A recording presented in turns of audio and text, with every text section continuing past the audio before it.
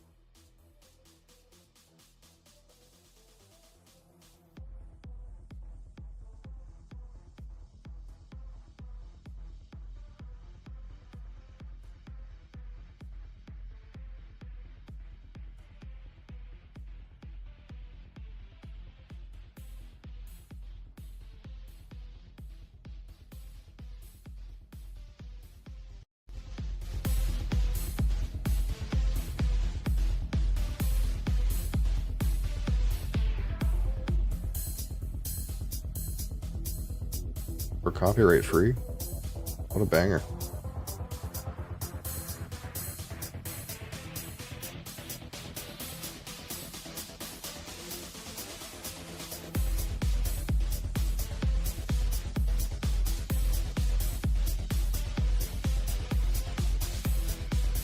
What, where, and why is happening? Well, not like a whole lot, like right this second. Is it a desperate situation? It sounds desperate.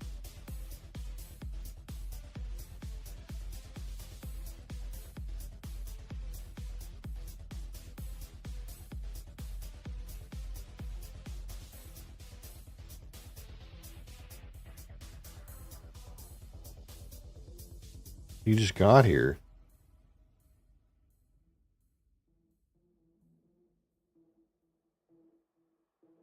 What a rush.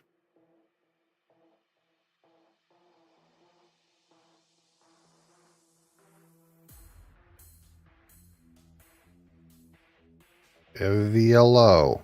Hi. How are you?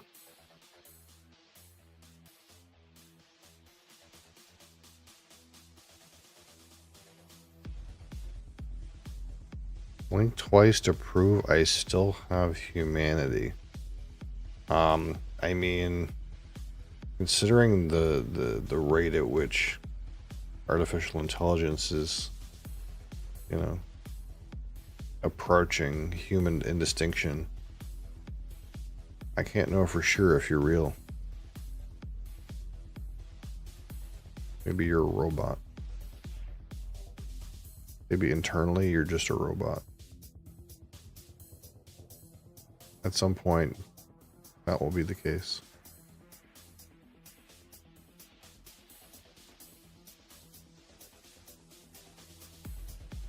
What? Come over here. What do you want?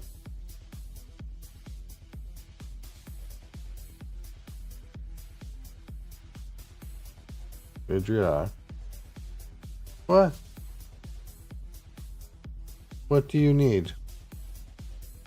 I'm up here and you're down there.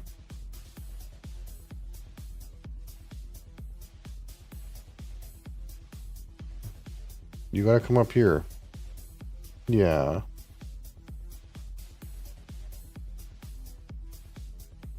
I'm not that short. Only you're short. Because you're just a cat. You coming up here? She might be.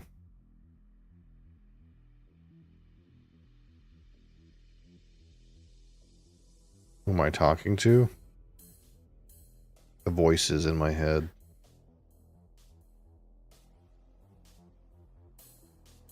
Talking to this thing. What? You're not getting any attention? My goodness.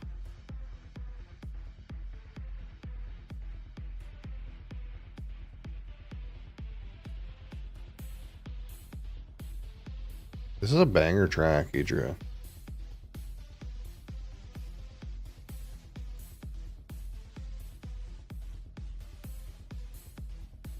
It looks like a cat? Are you sure? Maybe I rendered this animal with AI technology.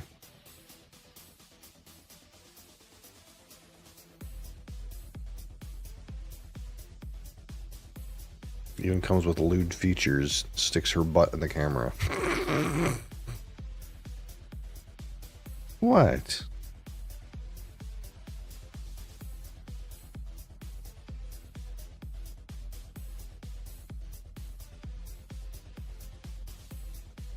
My goodness. Adriana.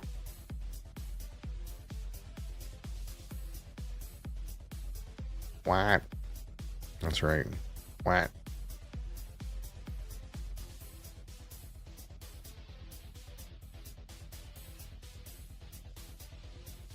My goodness, baby. Nobody loving you. That's child's job to love you. Is child not loving you? He's in his room doing whatever, closes his door. Yeah.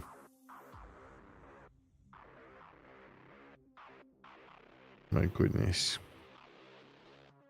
And now no one loves you.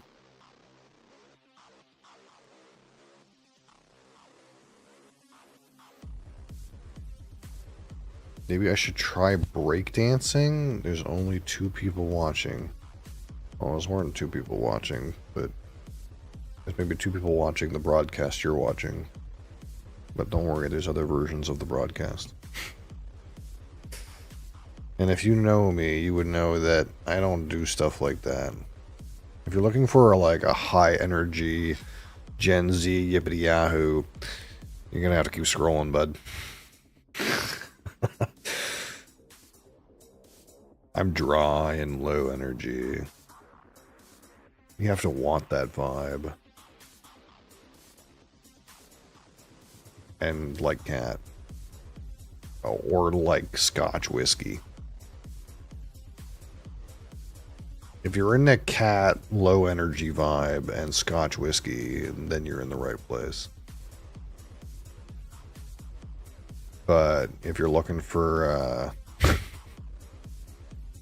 yippity yahoo, ding dong, wing wong, keep scrolling. Go somewhere else.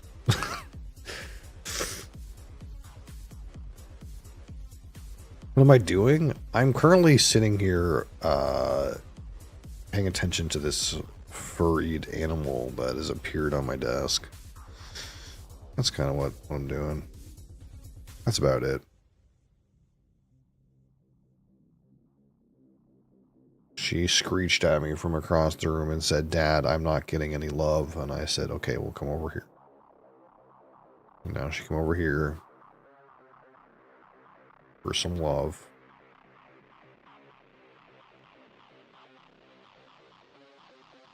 My goodness, look at her. You old lady. You old lady.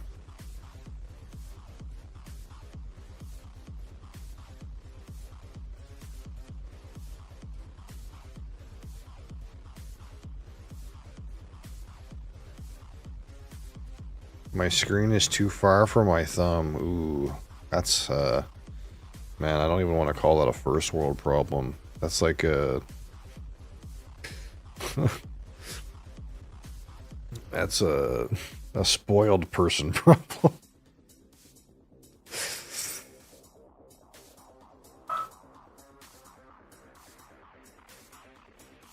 That was Child.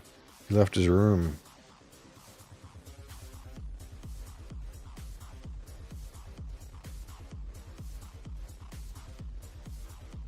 You shouldn't like the Dickens, Adria. I'm hungry. He had the option to get his own food. Daddy says you could have fed yourself first. He likes to wait for you to get home. Kind of did. I know.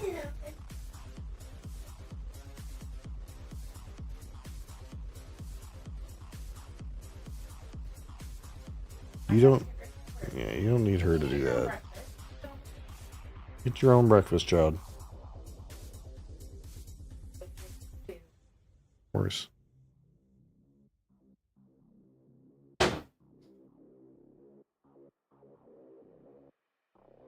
What, darling?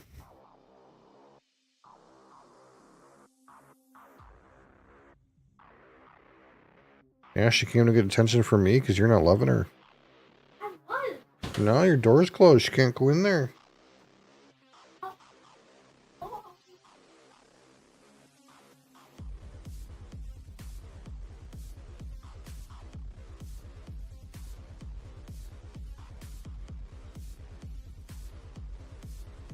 My goodness, baby.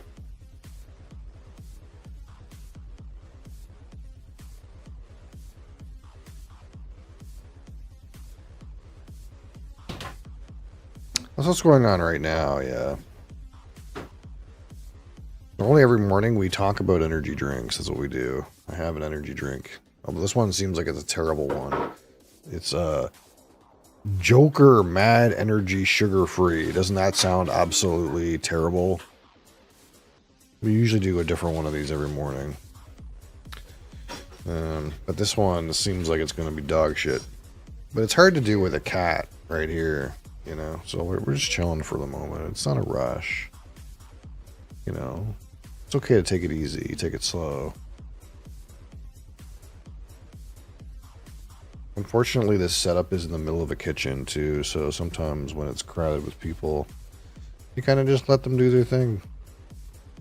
It's not a studio. At the end of the day. What do you think, Adria? Should you try this? It's going to be so terrible.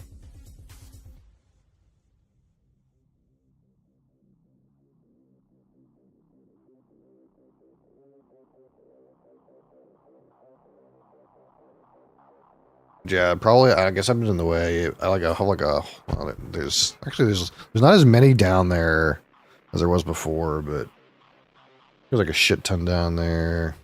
Those bags got some in it. There's like more like over here.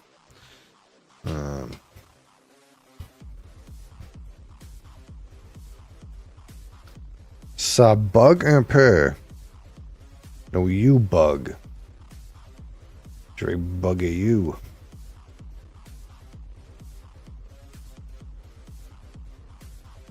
She's leaving. She's leaving me. She's insulted by your French.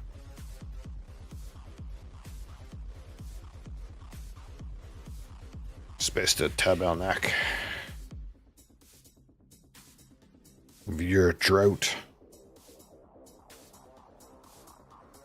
With the bottles, yes. Like I said, we do plenty of alcohol related content. I don't know if you're interested in you know, like we got here, got scotch. Got Japanese whiskey. Got some Canadian whiskey. What else is around here? More scotch. Scotch. Oh, this is rum from Fiji. Scotch. This is also Scotch. This is gin, I suppose. Oh, some more gin. I got some Scotch. And here's some more Scotch. So I guess what I'm saying is, if you like Scotch, sometimes we talk about Scotch. But if you're not of legal drinking age, this is not a recommended broadcast for you.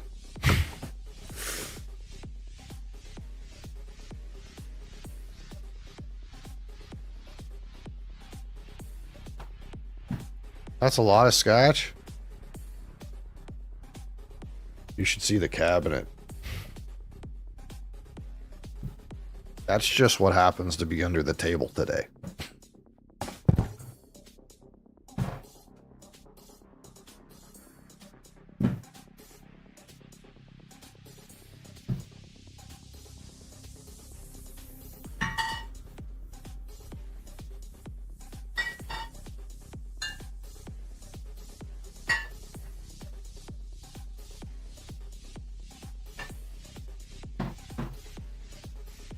We'll be cracking a fresh whiskey in about 3 hours. So, if you're interested in brand new fresh whiskey opening, 3 hours from now. But for right now, instead of doing that, we're going to talk about this Joker Mad Energy Sugar Free. It's going to be something. So we'll get some rating sheets out here. Boom. Boom. All right. We typically rate these at a 100. As we would whiskey, 25 for aroma, 25 for palate, 25 for finish, 10 for texture, and 15 for my personal subjective opinion. Let's see. I don't expect much from this, but let's see. There's a classic energy drink, piss yellow in color.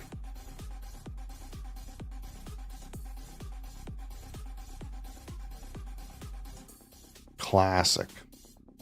A classic color. Alright, what do we got going on here? Oh.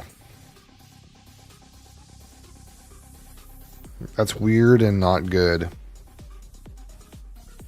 Okay. So we got like a mix of like oh, it's not good. So there's like that like classic energy drink, like sweet and slightly tart, kind of weird fruity character. But it's also got like a little bit of BO in it. And I'm not kidding. It's like if you smelled a Red Bull in a sweaty men's locker room. That's like the best way I can put it. It's like sweet and slightly tart fruity with some like horrible body odor note. Or something like that. Like it's really not great. Or like,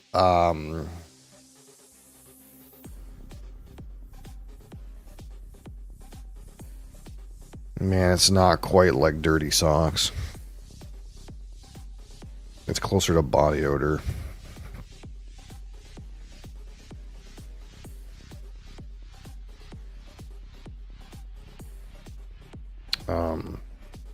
Yeah, that's frankly unappetizing.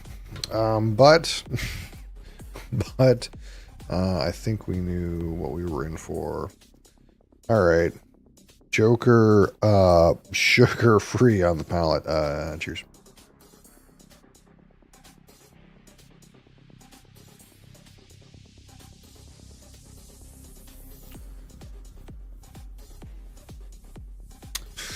Palate doesn't exist. Like, faint tart note, into like faint,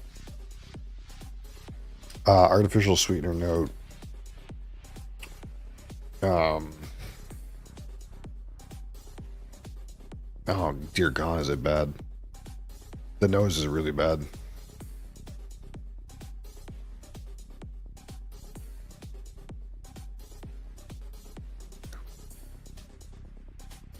And kind of similar to like the Red Bull Zero, the palette is maybe slightly better than Red Bull Zero. It barely exists. And the finish is slightly detracting. And by God, is the aroma hideous. Oh, that's just putrid, really. It does smell like body odor, frankly, to me. I don't know how they managed to achieve that.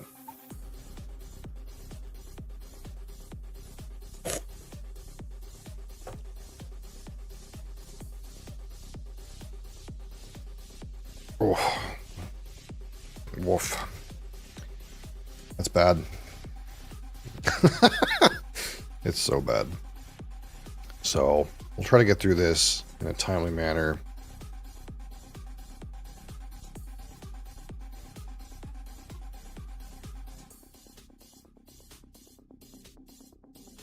The palette is not the worst. I guess there's that. All right. So out of 25. Again, the aroma is like slightly tart, sparkly fruit kind of note, with an underlying oversweetened kind of sugary character, laced with some kind of strange body odor note, which is kind of frankly nasty. That being said, it is presenting us something, and for those of you who like smelling a locker room, we'll leave it with some integrity intact. I'll give it 12.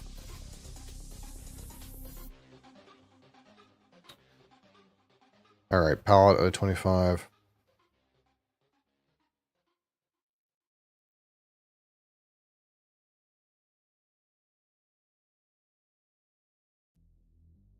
One weak note. 5.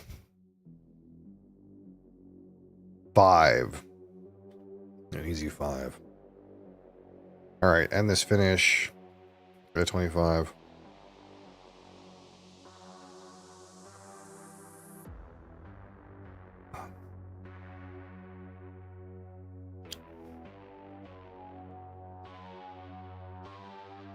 Almost like just nothing. Not quite even an artificial sweetener note. Give it a 9.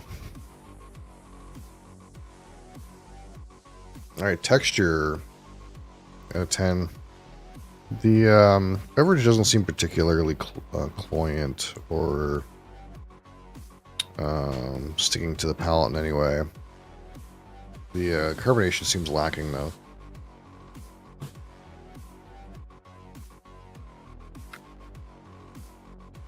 Maybe a little lacking in carbonation. 3.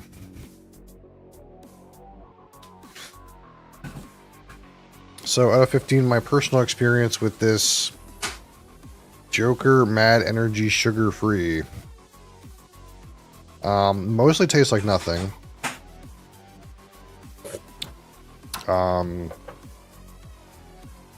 And has strange aroma that is very difficult to understand. There's like some kind of off body odor kind of note to it that is not great. Yeah, it's not good.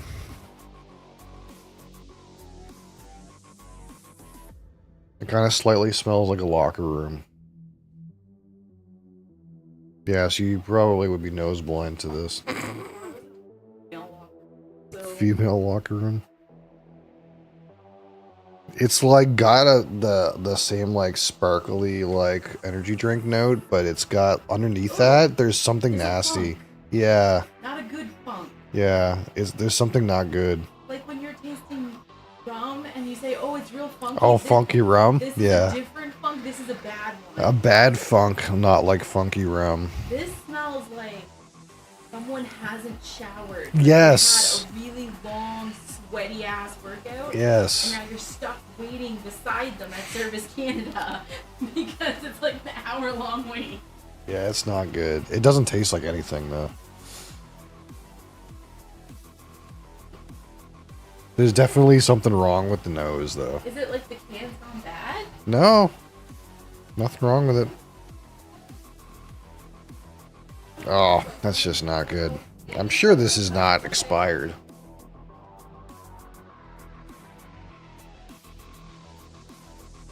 Yeah, no, that's good.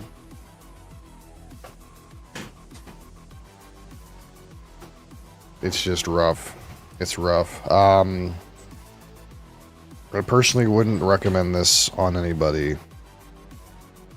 That being said, if you don't smell the thing, you probably wouldn't get that part. You'd probably just... Plug your nose and smell it if you need it. You probably would just taste like nothing.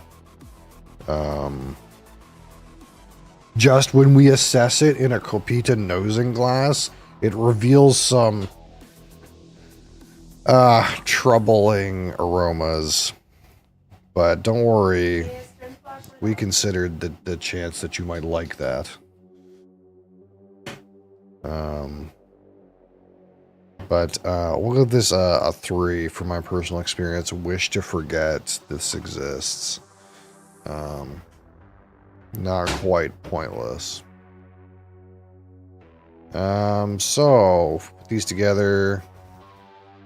6, 18, 23, 32.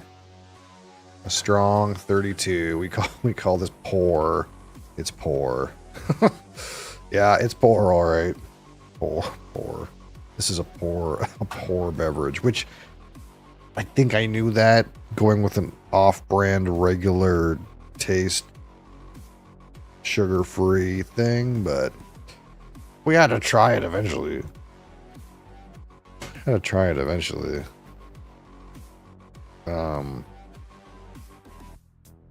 But that nose is not right.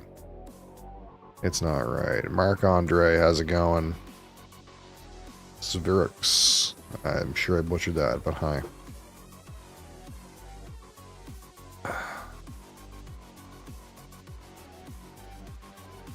Alright. That was not it. That's not it. That thing is not it. Don't drink that thing.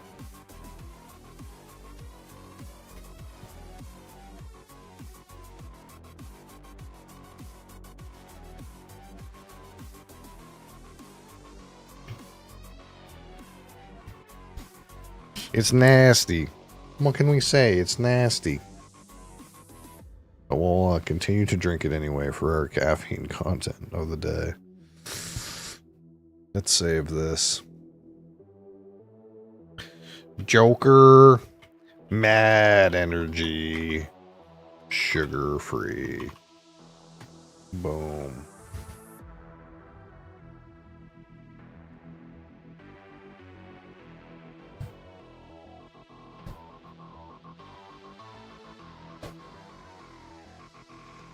Boom.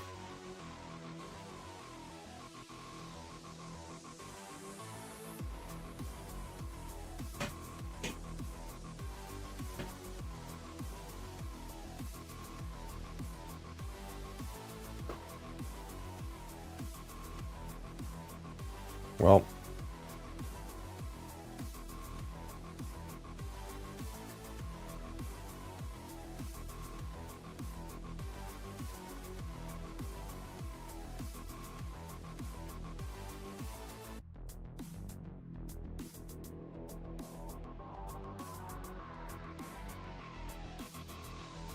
Might hang out with some more BGA today.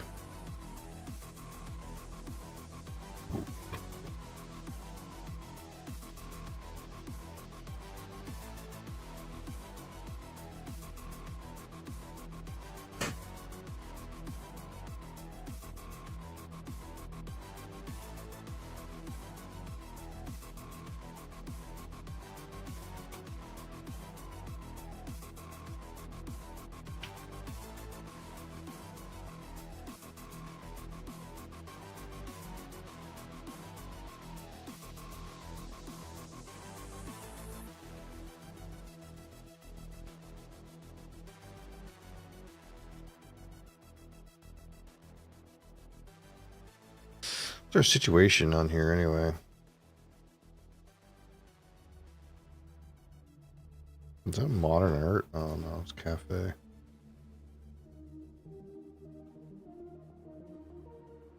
Our ratings are going up. I need Agricola. I need to learn to play Agricola. That's the thing to do. Maybe we can get a game today.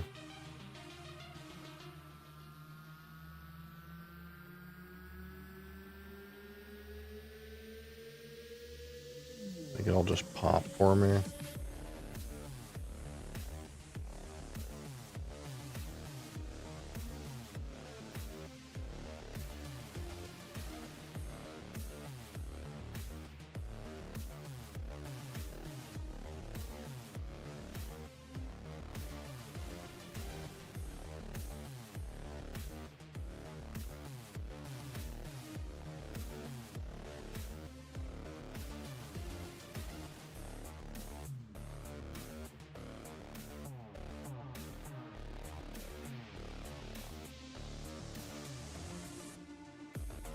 Two-player packs premiere.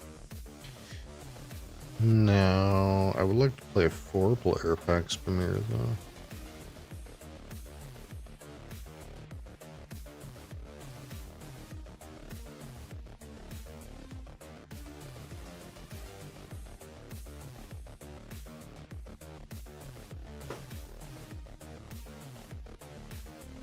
Some of my friends have been removed.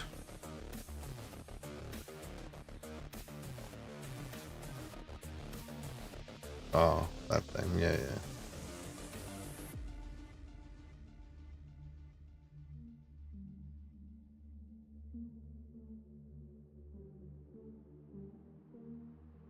There's a shark. There's a shark here.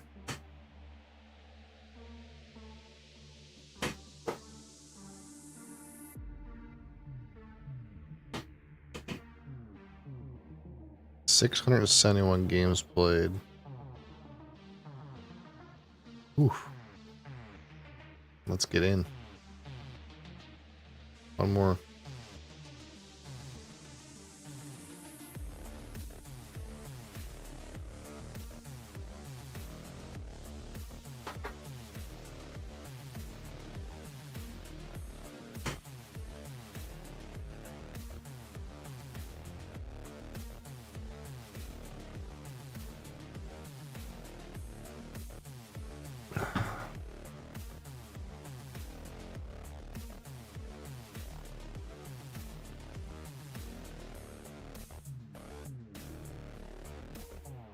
Oh.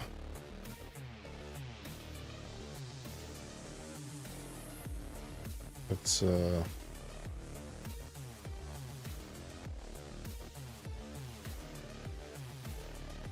check out some of our turn-based stuff in the meantime.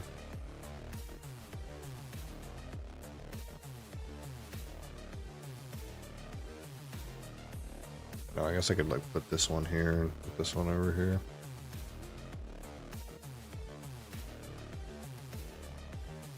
What's this? Is this a tournament game? No.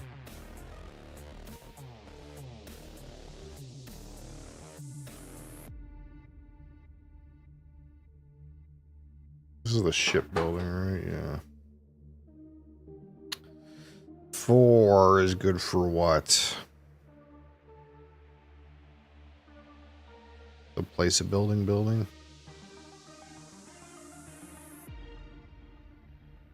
Oh, I want the mine, brother. Give me this mine. It's mine. It's my mine.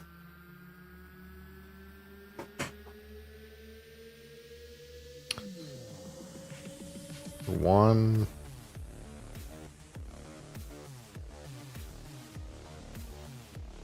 I gotta take a boat. Seems okay. Oh, here we go.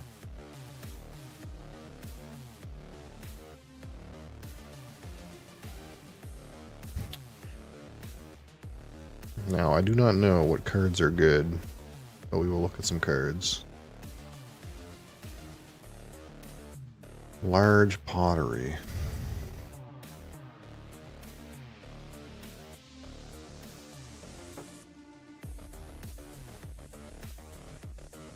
Rope maker. That seems not terrible.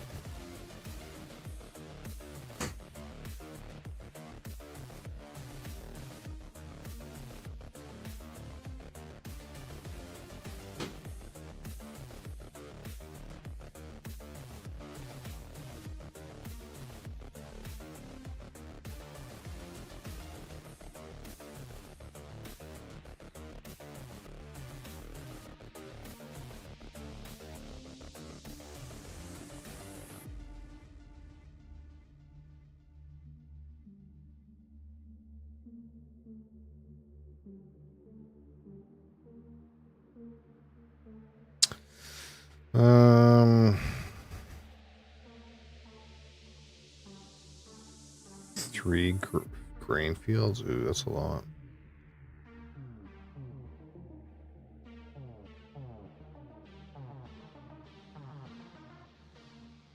I don't know what that does.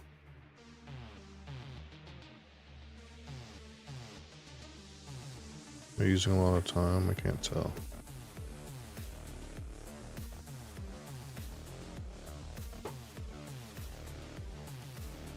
Hay of clay to take the top good.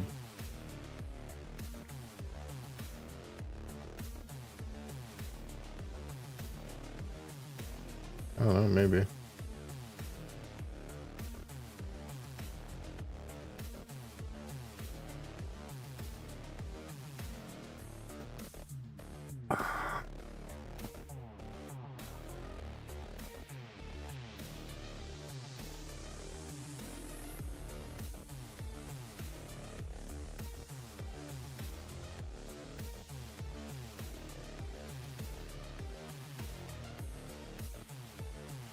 I'm not sure which of these things is good.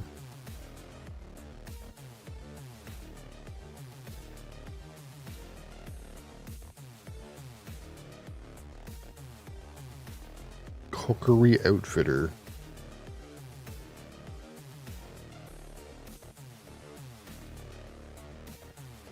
Family growth even without room action.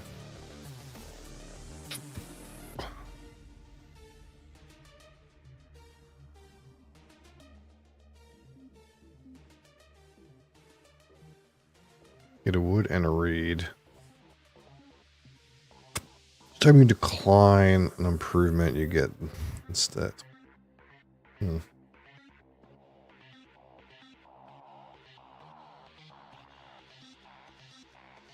Get 1 food for each stone accumulation space with stone on it.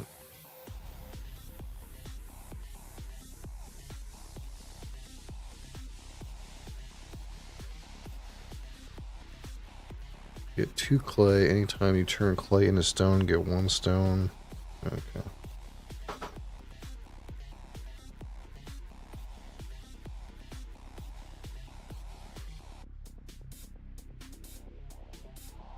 Man, I'm not sure.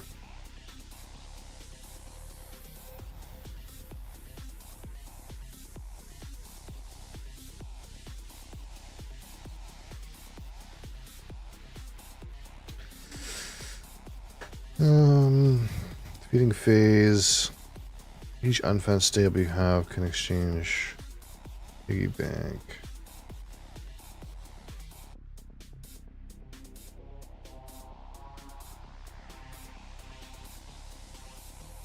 Wholesale market, firewood, and returning home phase featuring each time you build.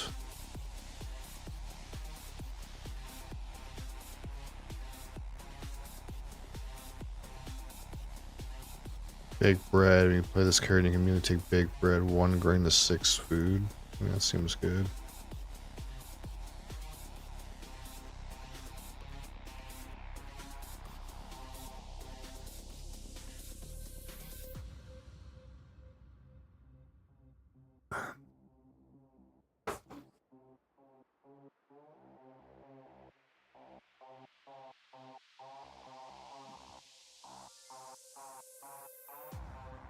A vegetable slicer. Steam machine.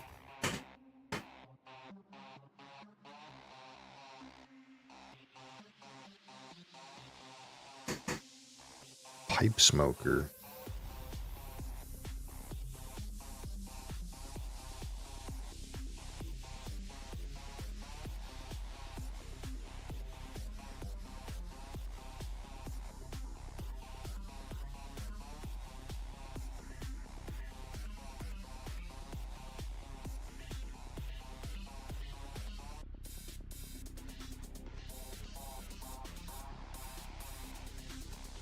This man gets me animals. I like animals.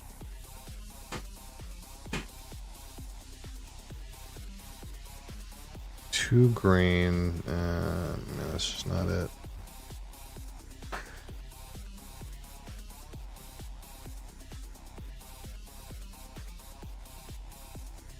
Beating rod. Exchange a reed for a cow. Sure.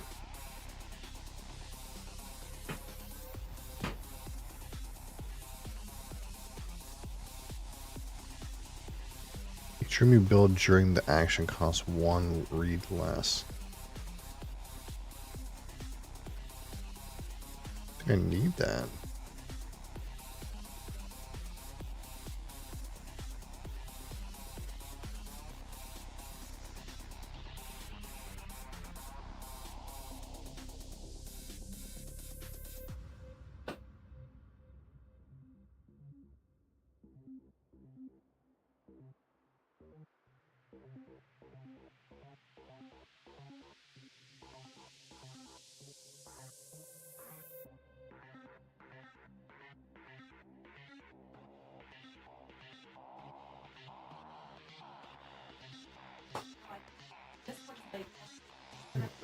Why don't you just keep it for later? Well, that's what I hope. Yeah. Like,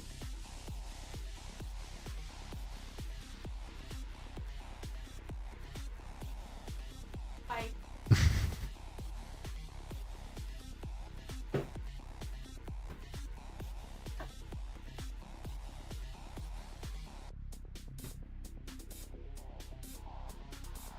Well. Can you explain why you keep making so?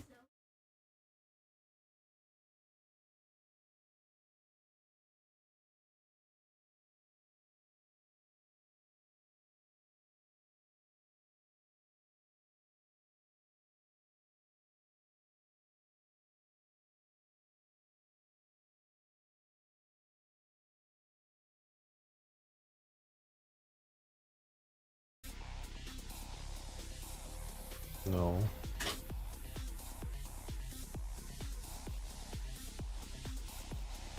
I know.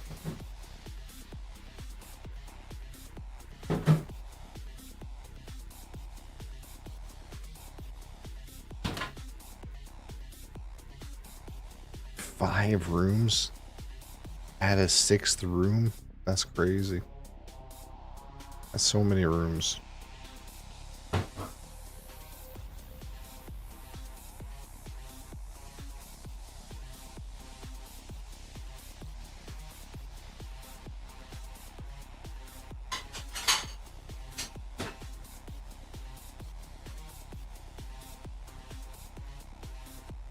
should have got this pellet press.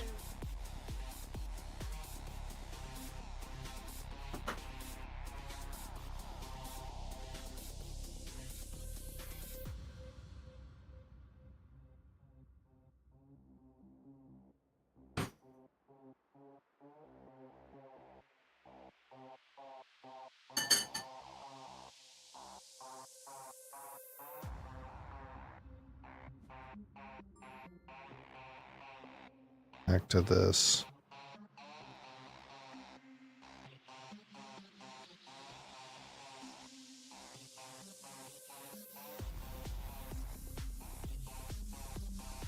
A pickler.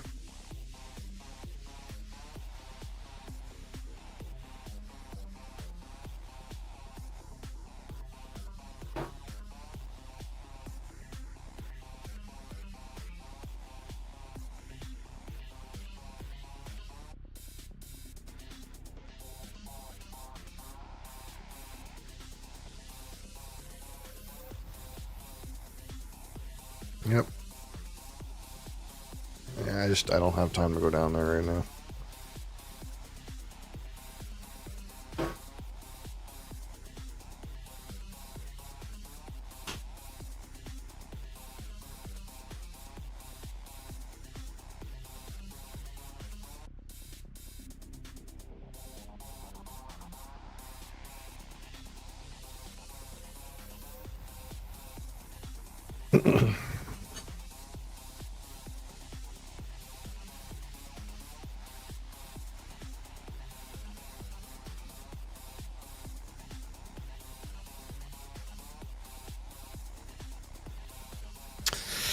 Hmm.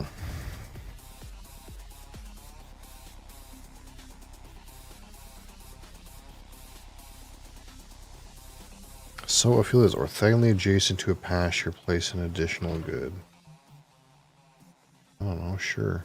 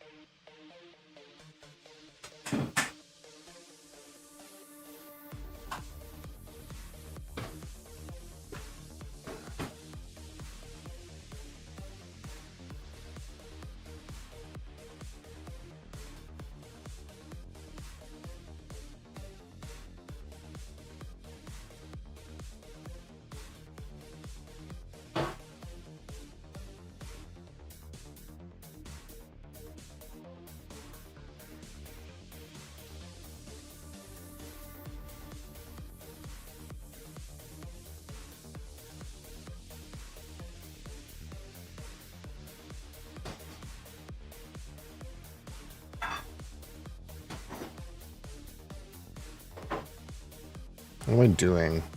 I feel like I'm making pumpkins. I think that's what I'm doing.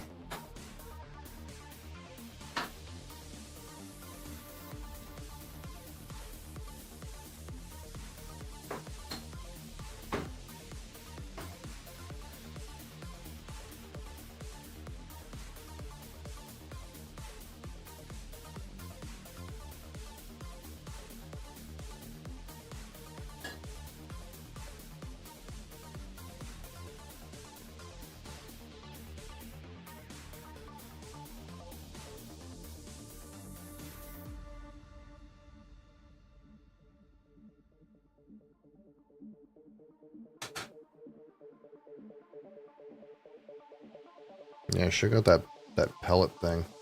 That would have been good. Oh well.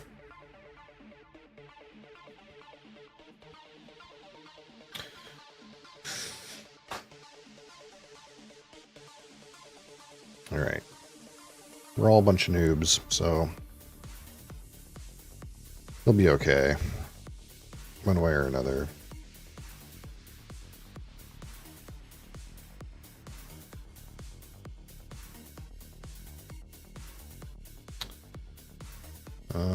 Can I put these somewhere else?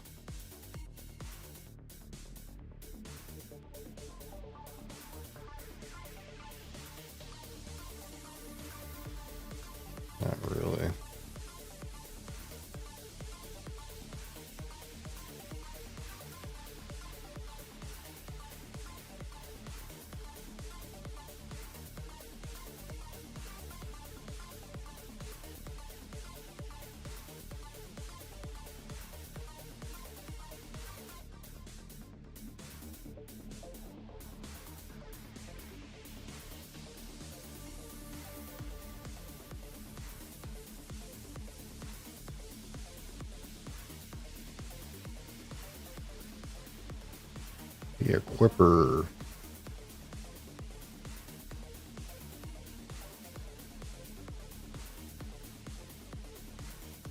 Fire protection bond.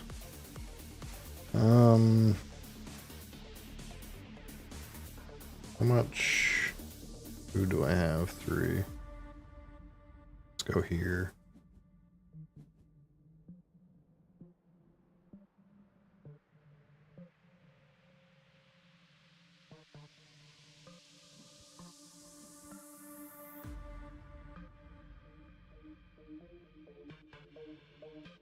Action space on round 13.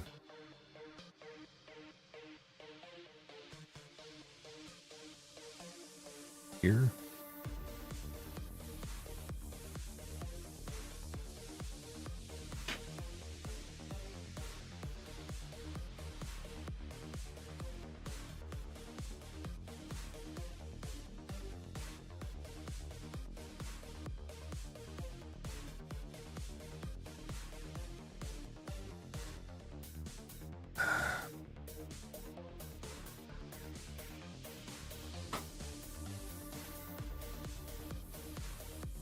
I'll take 2 wood. Well, I gotta play a card. Maybe I get some food.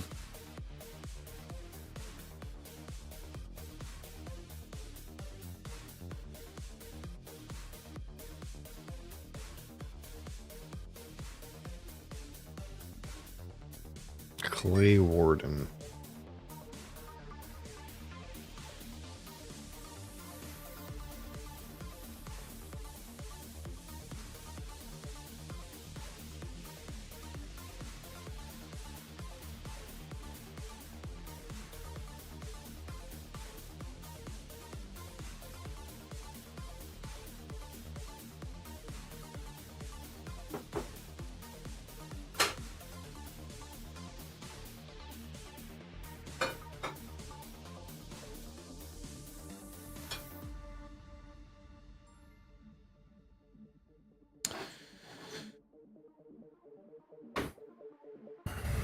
It's a lot of wood.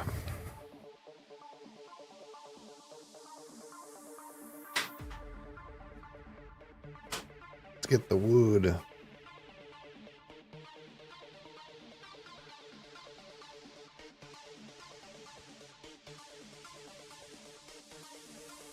I'll need to play my reed man.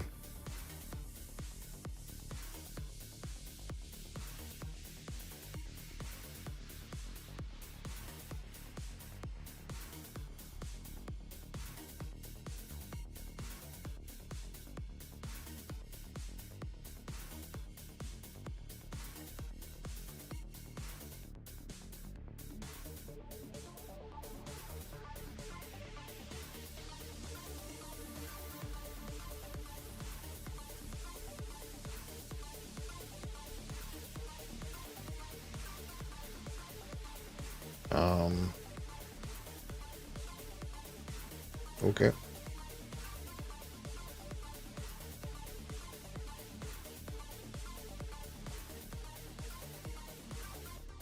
Get a wood and a reed.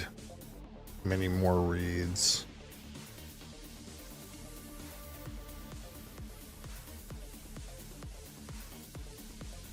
I think this is it.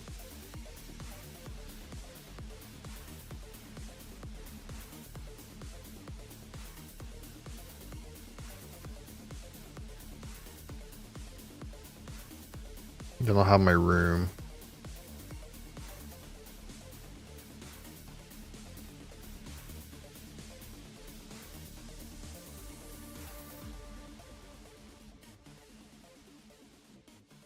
So does this say when I decline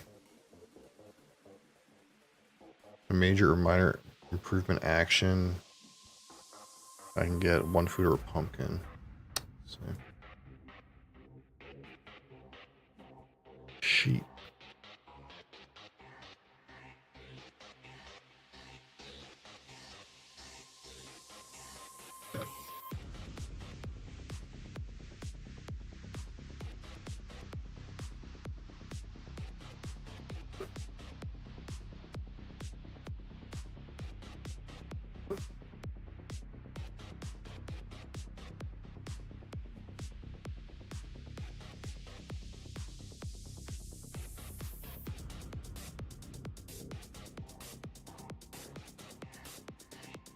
does this do?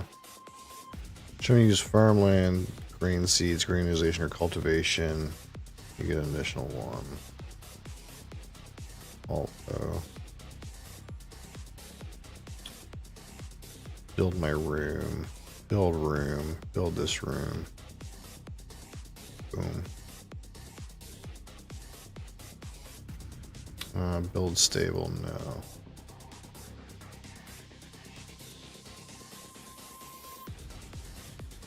I guess I didn't have to do that. I could have done something better and then done that at my second action. Because nobody else has the resources to build a room. So I didn't have to do that right away. I could have taken that forest.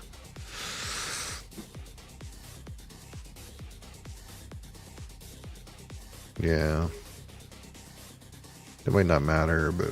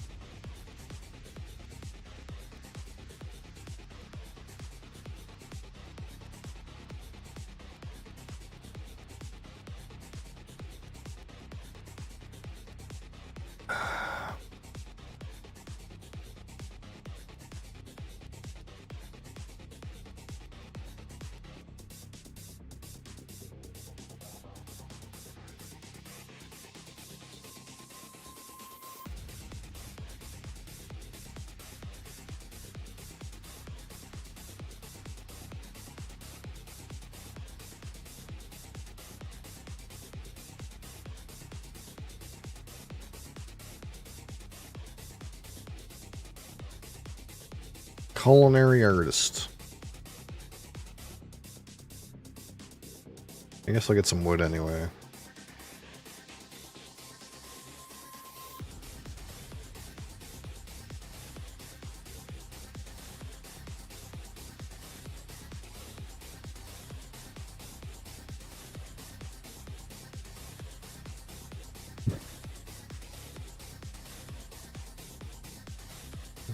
Guy's got the fireplace.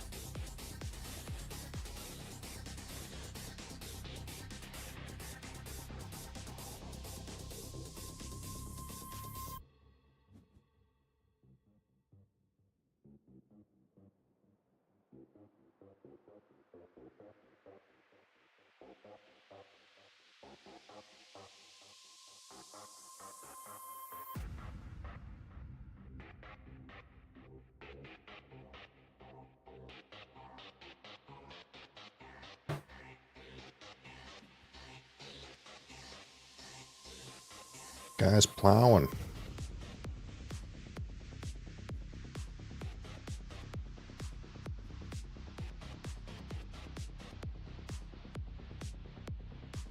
No, change his mind.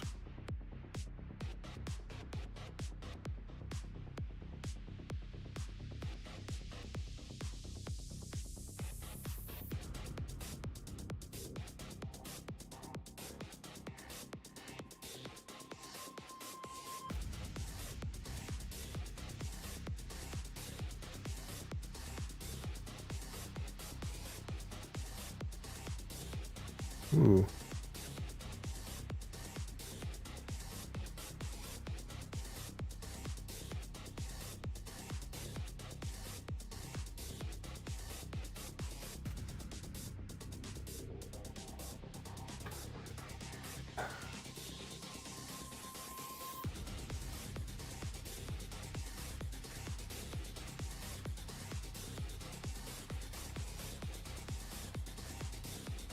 I wonder if I'm supposed to take this or the cops. Who goes first?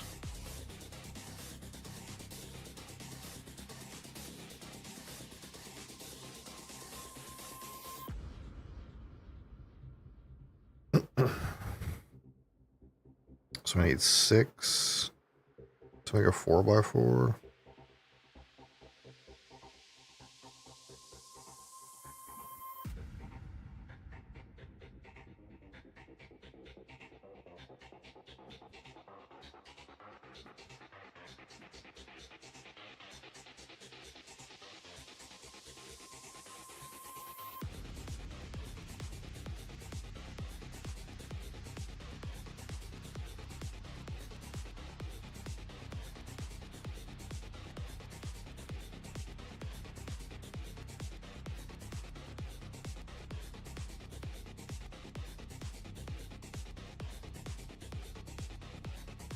Oh, another way to get a grain. Stable maker.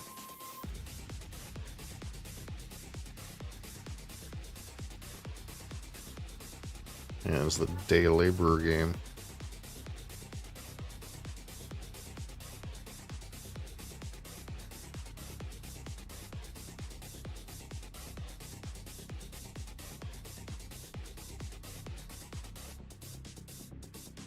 Why would he take this lesson? It's more expensive.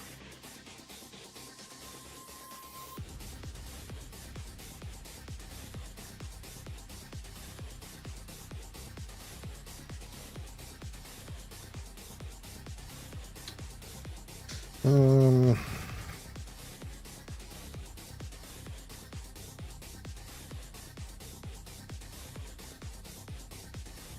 I guess I can just go for this.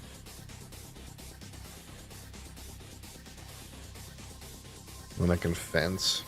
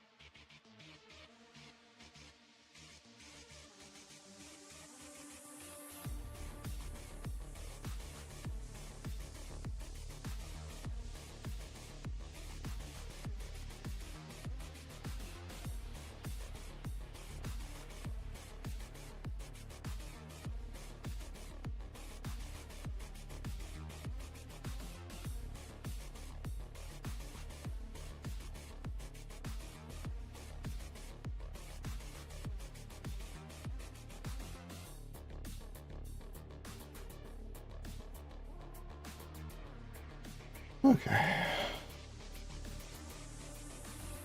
What's going on here?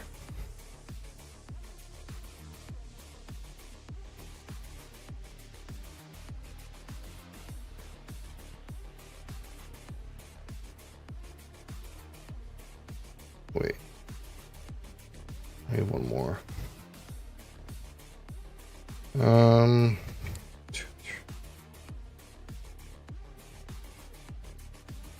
Doesn't help me. Take this.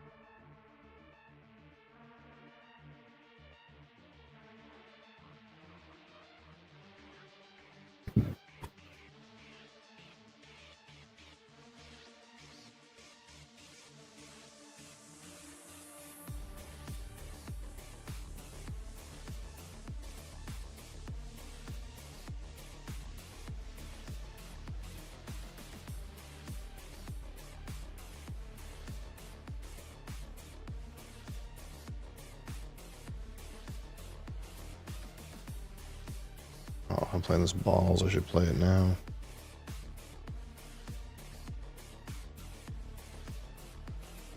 I missed on this guy too.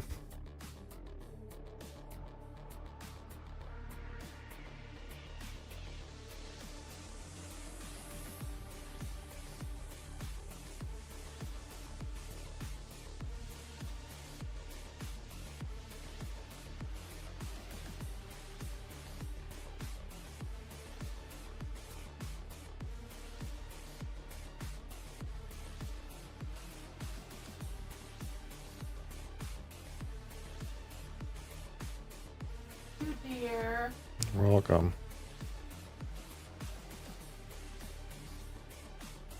Love you.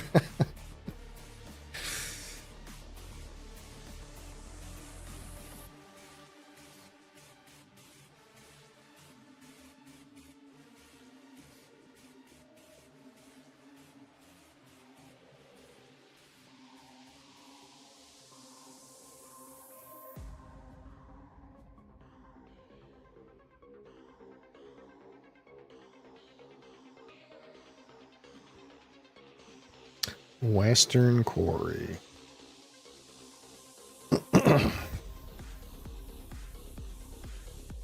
Nobody else has a room, right? Yeah. See what happens.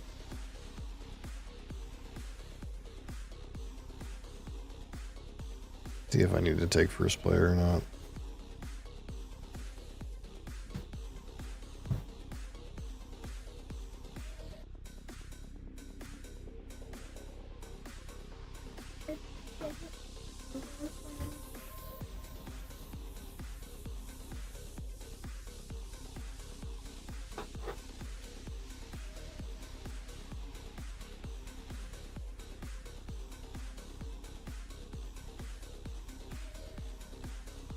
You guys are playing all the cards.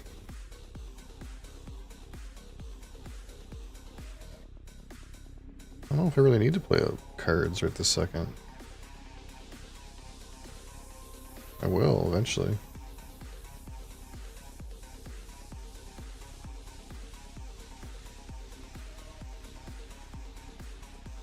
Is this guy good? Oh no. I thought it was each time someone took food.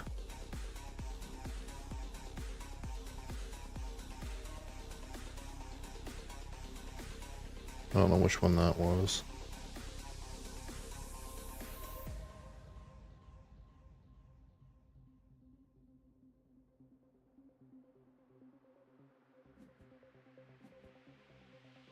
Okay, I did not make a room, but he could.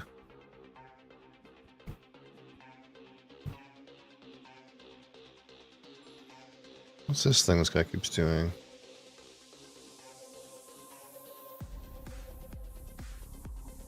Where's he getting grain from? Oh, I guess this guy.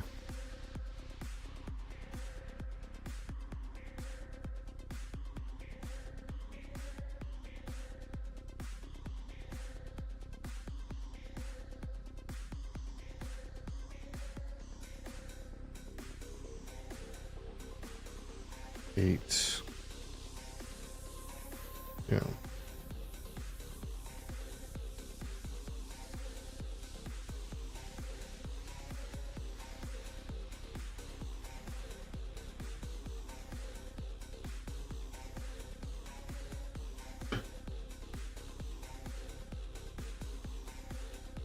Spottles is what? Clay and food?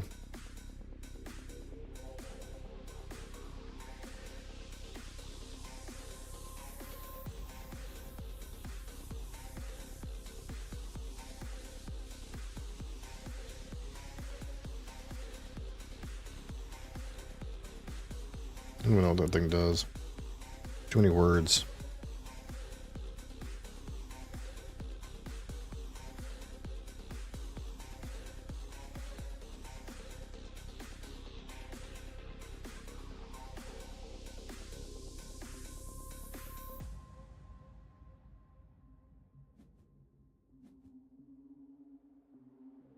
What happened?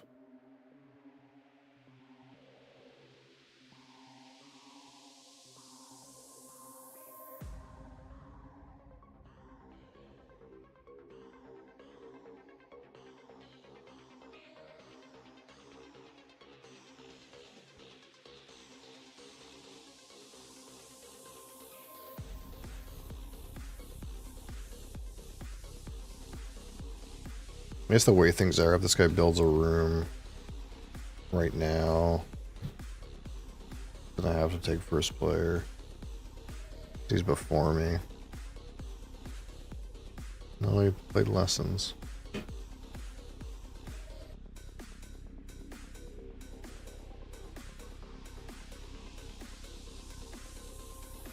does that do?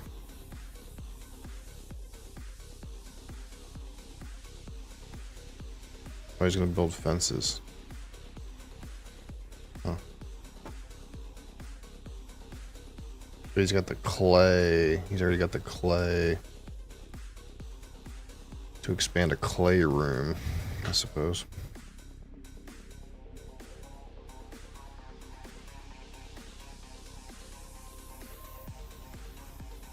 I guess I can get my sheep going.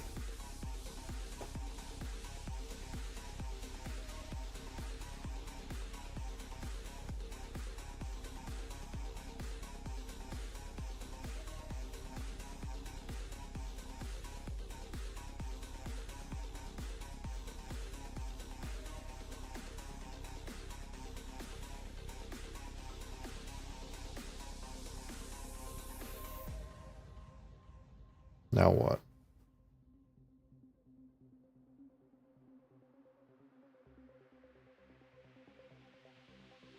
I want to play this cow patty. How do I get a cow? Play the muddy puddle. Animal feeder.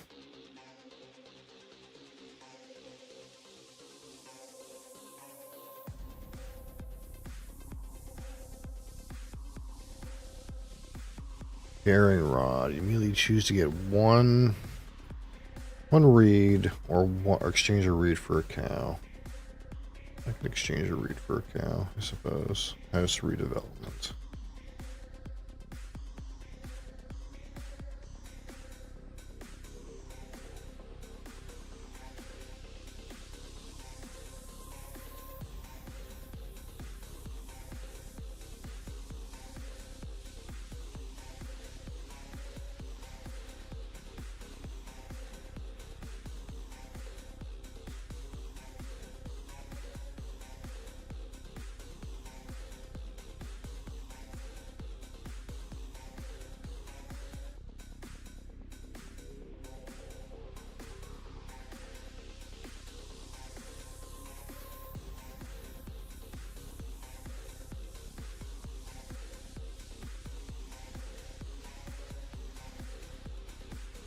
Guys got food for days.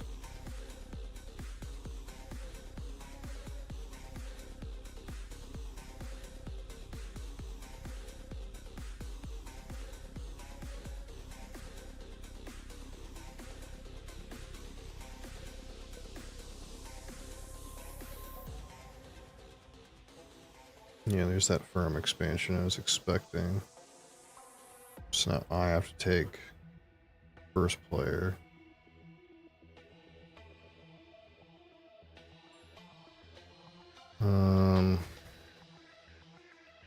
The shit part is I have a read right this second. I guess I should have seen this coming.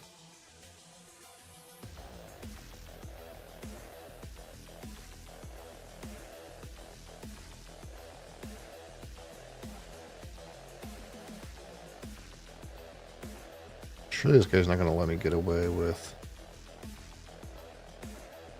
I mean, no one else has a room though. Am I okay with going second?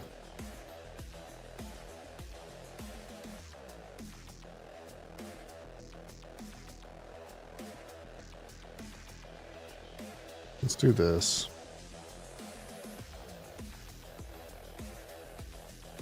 See what he does.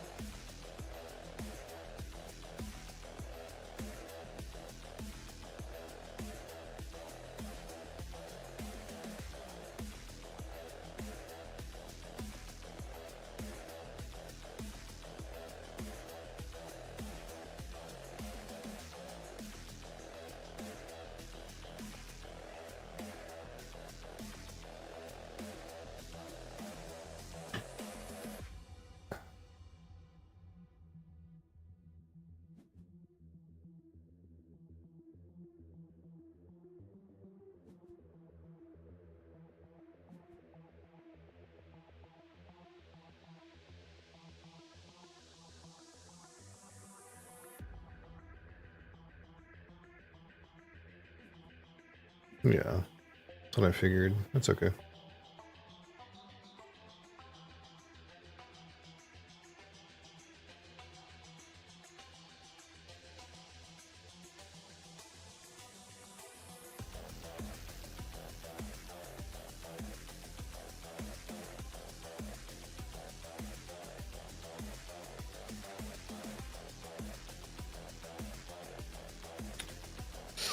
Kind of need fireplace to cook my sheep.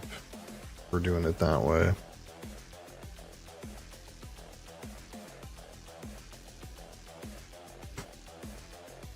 Maybe we're just taking a bunch of clay.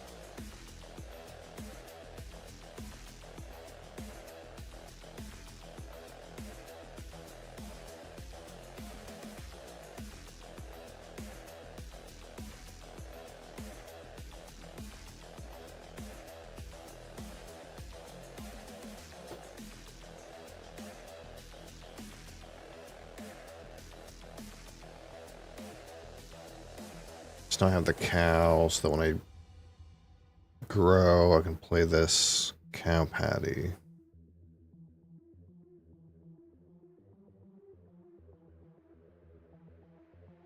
Kind of like the idea.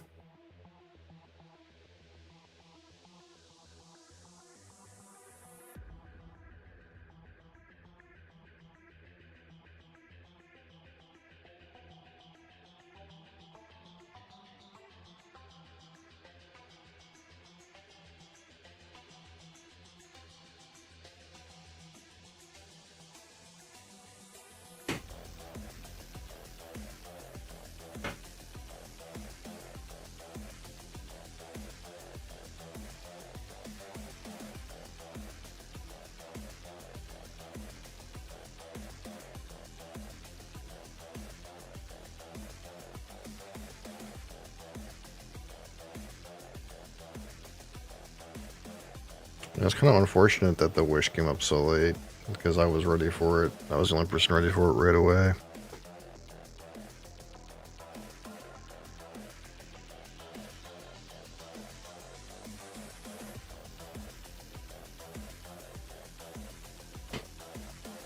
I guess if I played my read guy ahead of time, I would have had the read for this. So I could have got my kid first.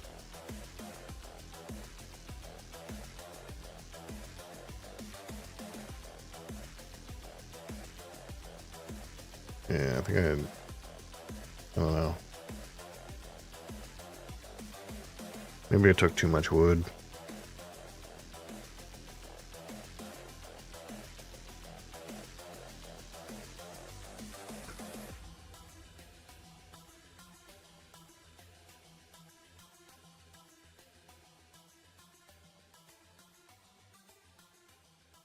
I could have done like a smaller enclosure with a stable. Does that save any wood? No.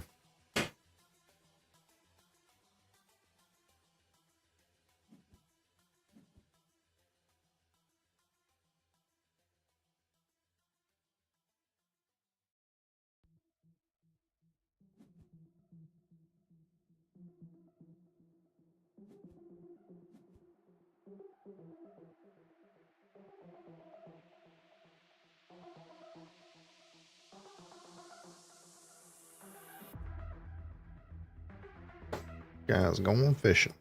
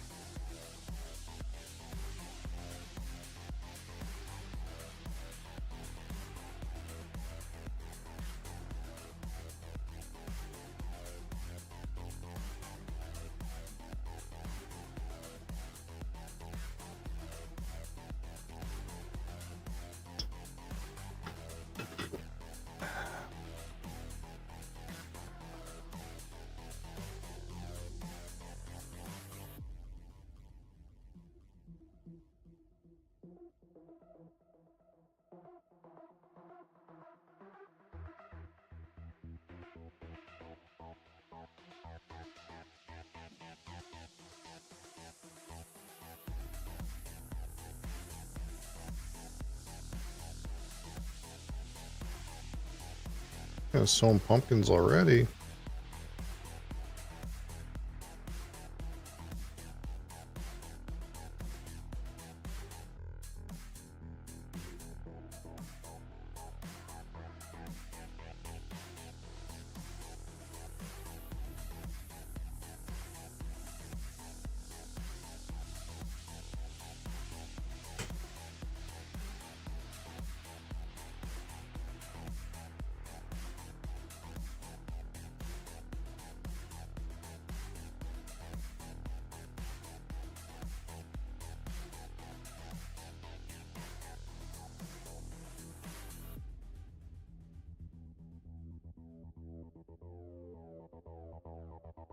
So the order of operations here is what? I gotta feed and then my animals breed?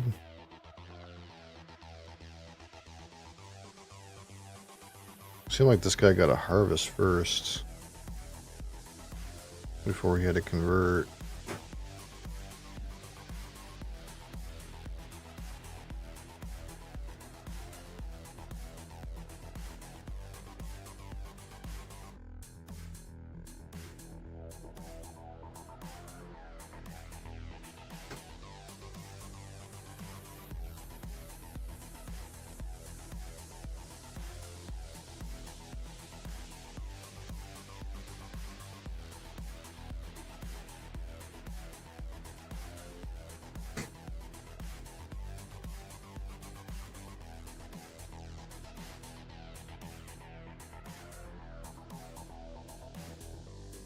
There we go. Yeah, brings last. Big market.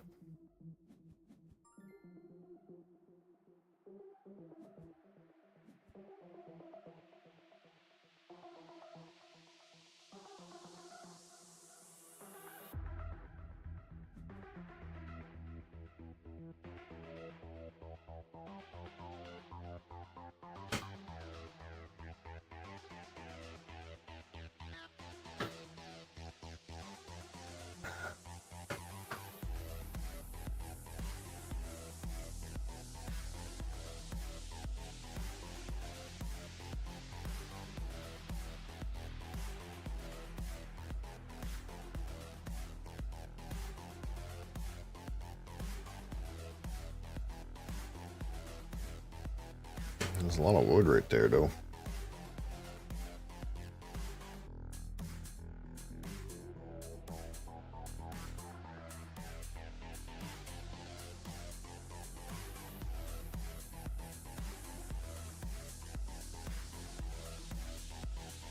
Crassus, hello.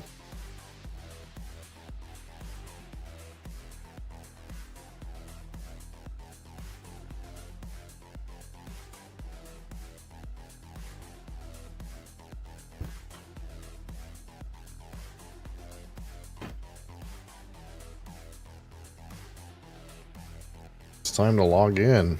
Oh no. Oh no. Wait, it's Wednesday. It's after reset. Is that is that the reason?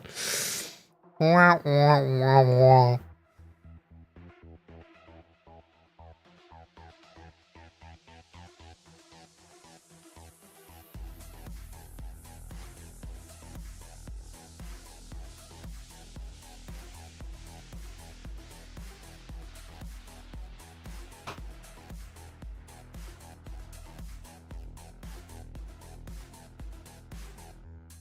Yeah. Too much wood to pass up.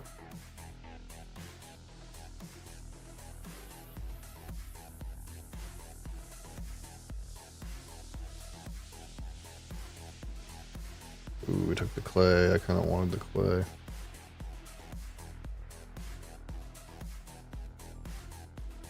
What do I do?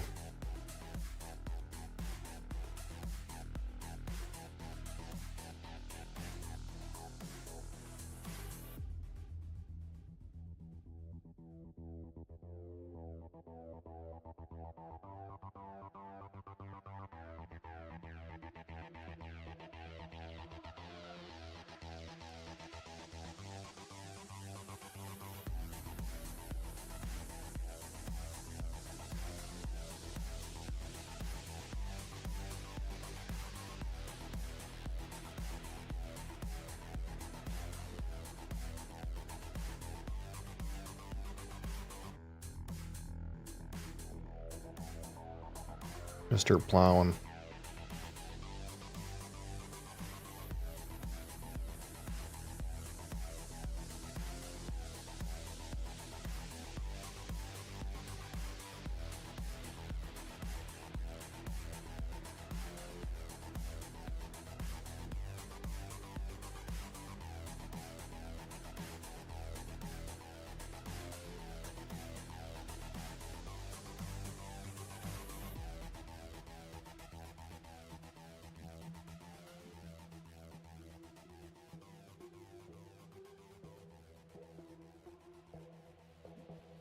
most pumpkins?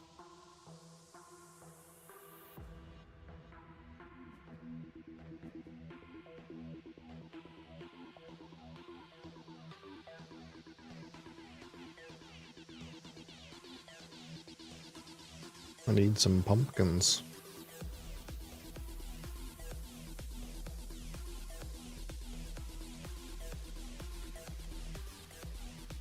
It's a lot of stone.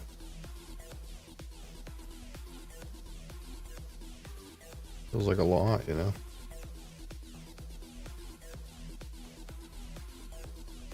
How much wood do I need to cover another space? 4?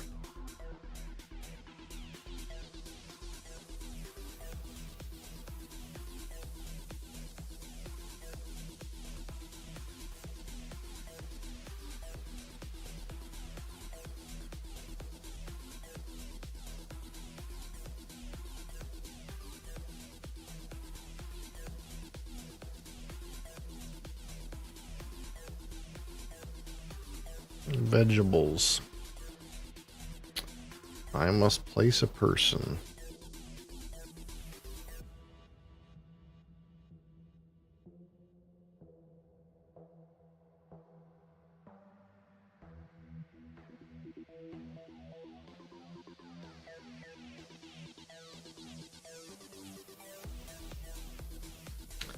Need 6 food. Might as well make that happen.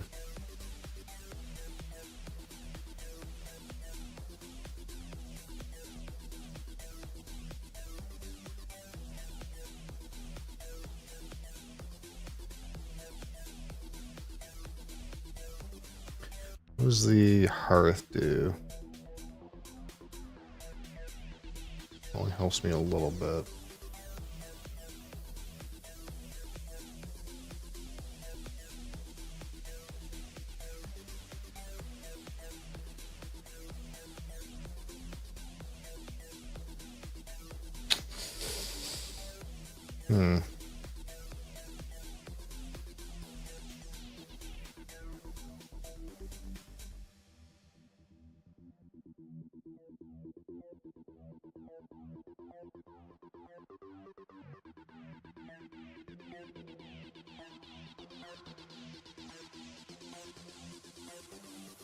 Turn a pumpkin into 5.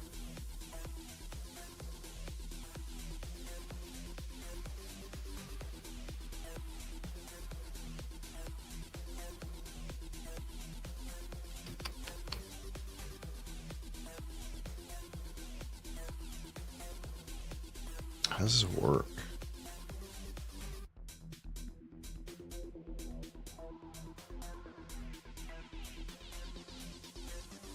What am I missing for this? A pumpkin.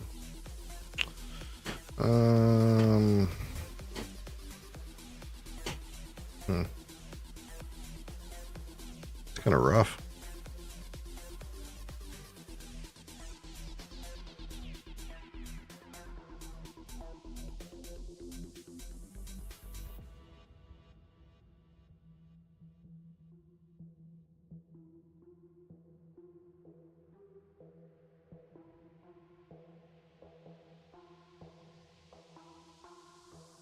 Could just eat pigs. It's a thing we could do.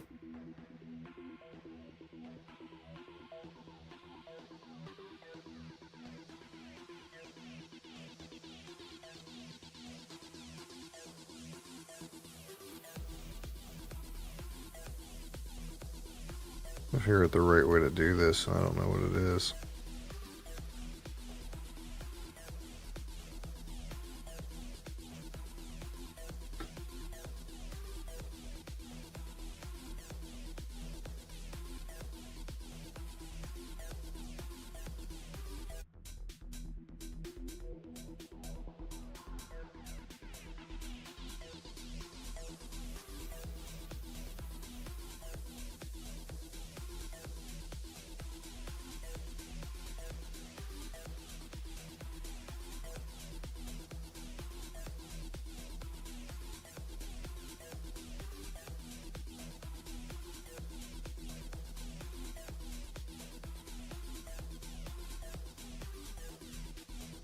I wish I had that guy that lets you eat rocks.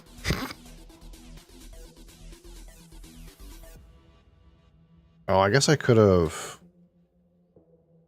iron ovened 6 bread for bread. I guess I could have done that. I think I can't do that anymore.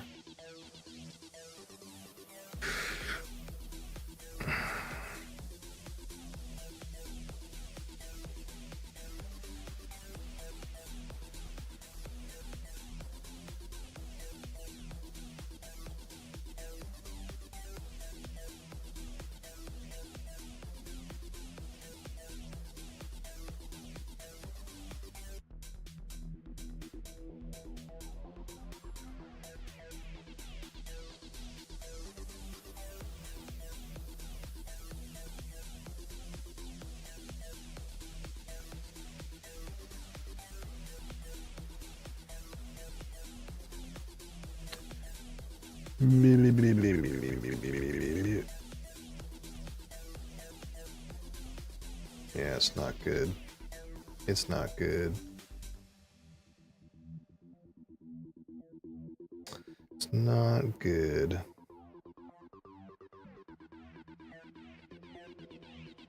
I think in here is going to get solve this for me, is it?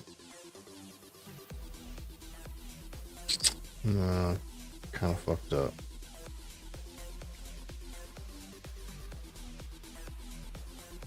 This guy's spamming at me for... I'm thinking, brother, relax. Relax. I guess I'm gonna have to cook these. It's not what I want to do, but...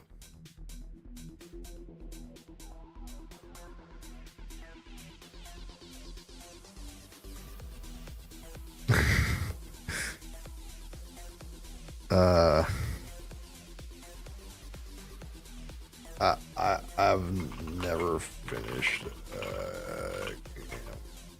otherwise.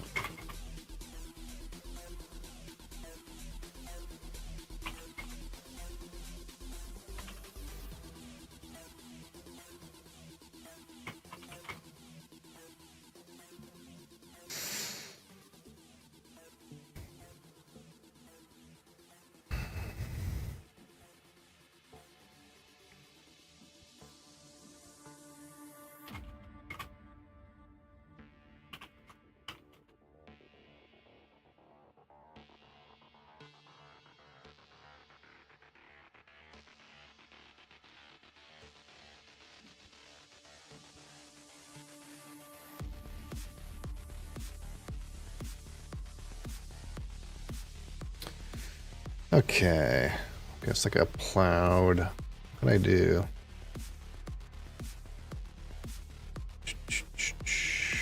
Guess I can make room for pigs.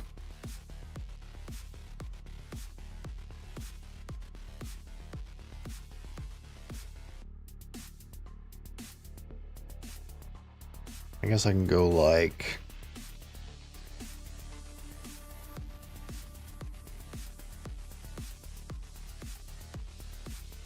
I do.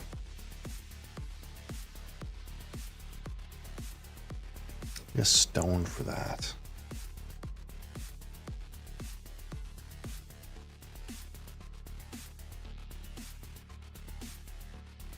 So I can like get a new pumpkin.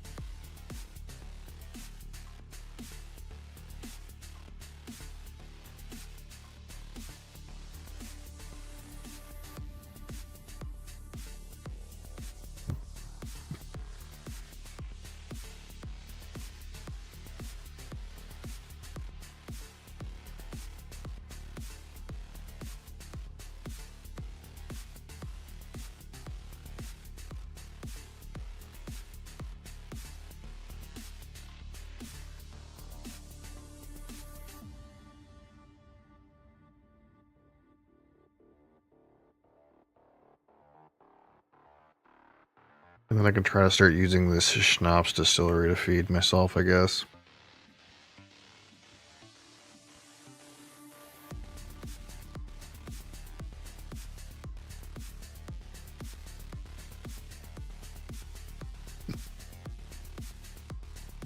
Then try to get this iron oven to happen at some point.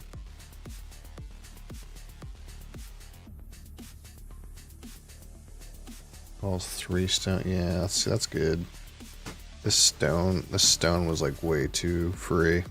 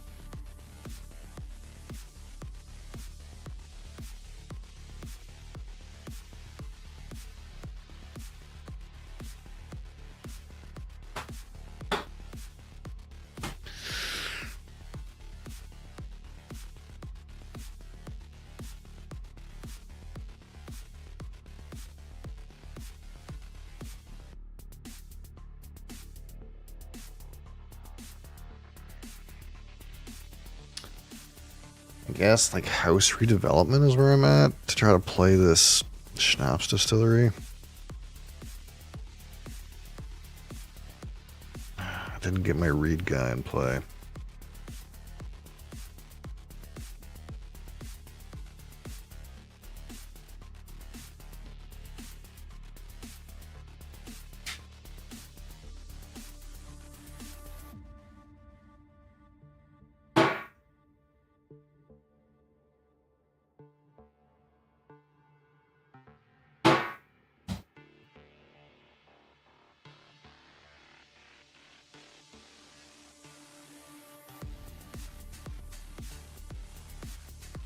I guess I need another stone. Like, I need to take this resource market.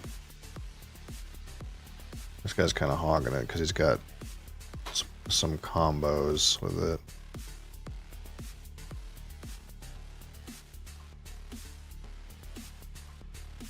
Oh man, that guy seems busted. Some of these cards are really good. Some of them are not so good. What do I do? I need to plow, but I also need this thing.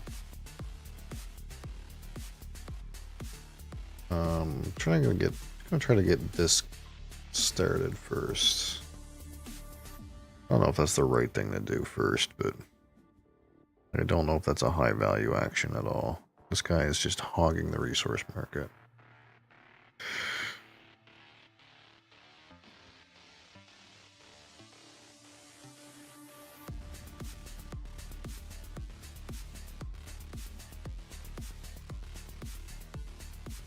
At some point I need 2 wood at least. Fence, get these pigs. So if pigs pop next time around, maybe I should fence right now.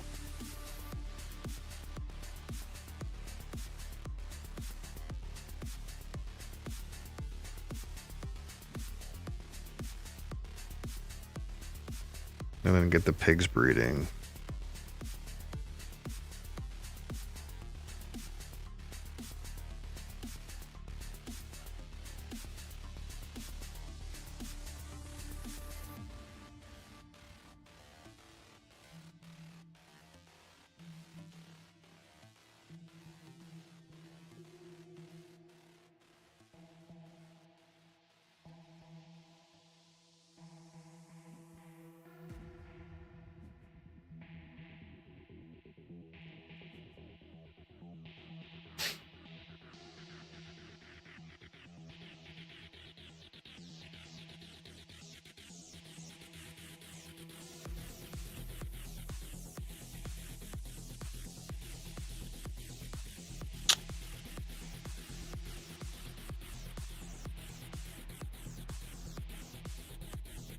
Guess I'm gonna need a bunch more stone if I play this Schnapps Distillery, if I want to play this Iron Oven.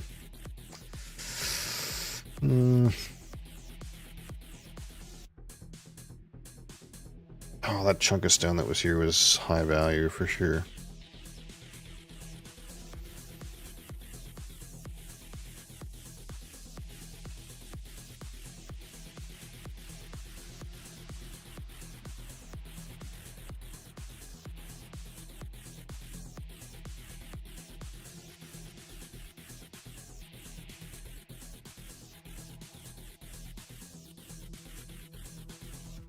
Other question too is if I want to play this Pickler or not. Light blue has pumpkins, but I don't know if I'm gonna end up with more pumpkins than me. My harvester left 3. Man, the game's tight.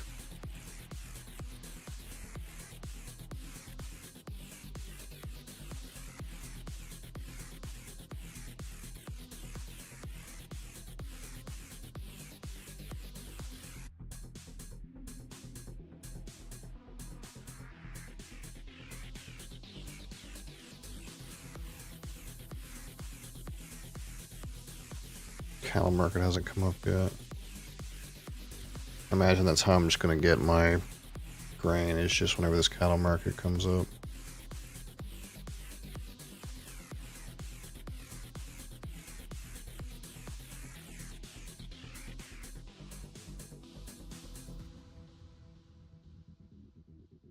And it's like so many things that like I was in my head, like I could do this, I could do that, and like none of this stuff is gonna materialize. Like taking a stack of clay for this muddy puddle thing, it's just not gonna happen. It's almost like you have a handful of options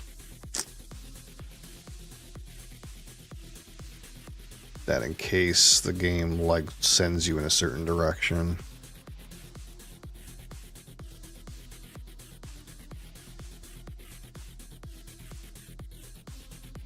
Ooh, that's nice.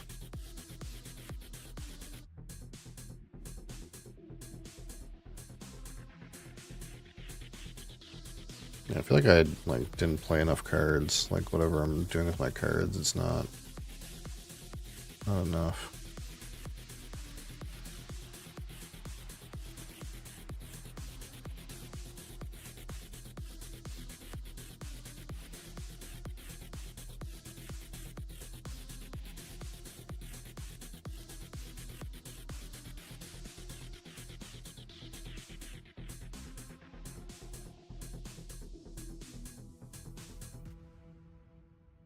Fences adjacent to fields are free. Field fences. Huh.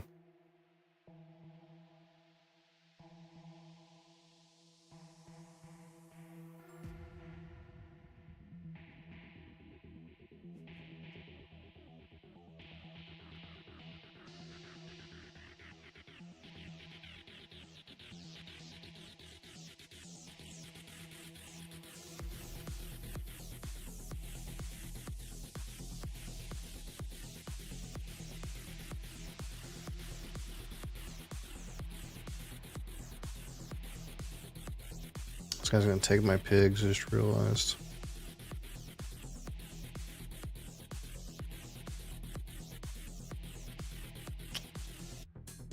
I'm gonna have a good way to get pigs. Unless I do this muddy puddle thing. I'm gonna have to like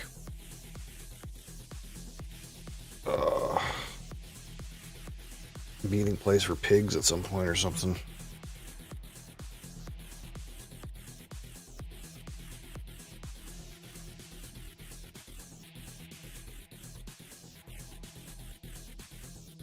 This guy just made room for pigs down here.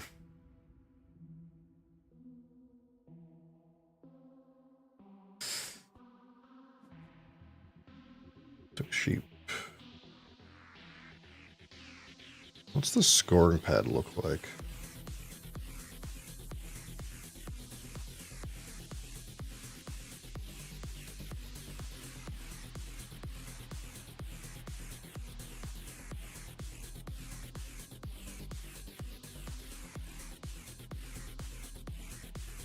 He's gonna take my pigs.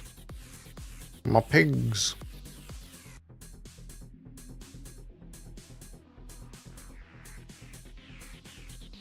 I guess there's 6 clay over here. Oh, it took reeds. Okay.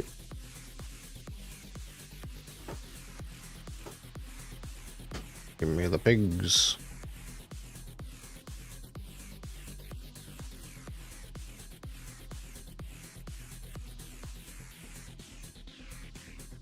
Waiting for your shift to begin. You're about to be on the grind, are you? Man, I know that life.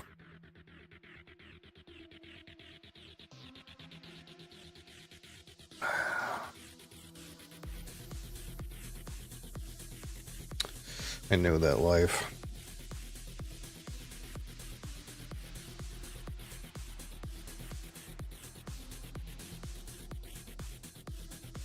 There's the cattle market.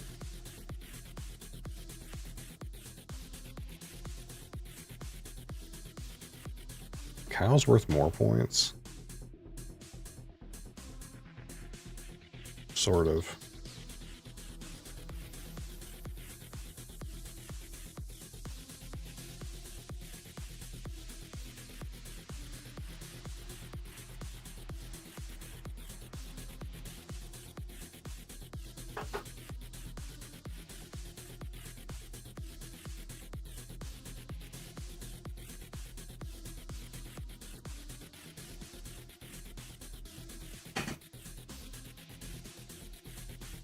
I think they'll let me get away. I actually don't have any. I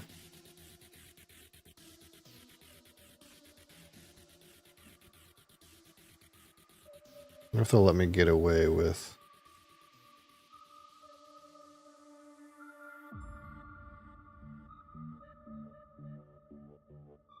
We short food that way, maybe.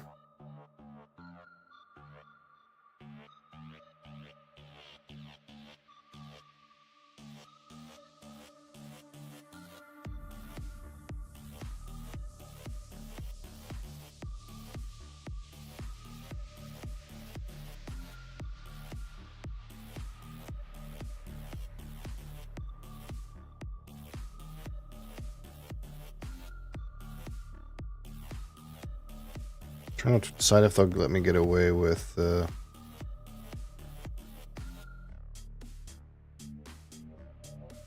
playing my hoof caregiver for 2 and 2 and then sewing.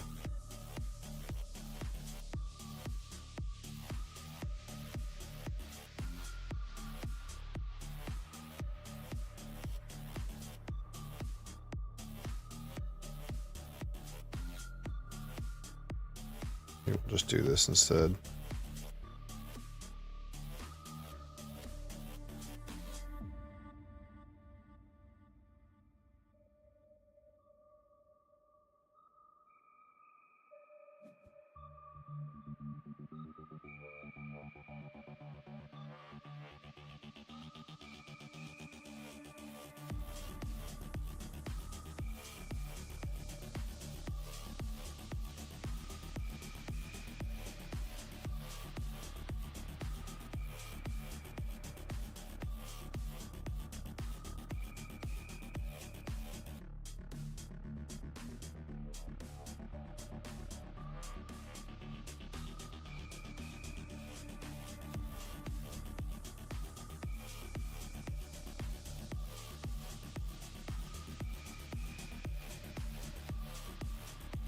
I guess now I could take first player and play my Schnapps distillery. Oh no, I don't have the pumpkin to play right now. I can feed okay, but it's not optimal.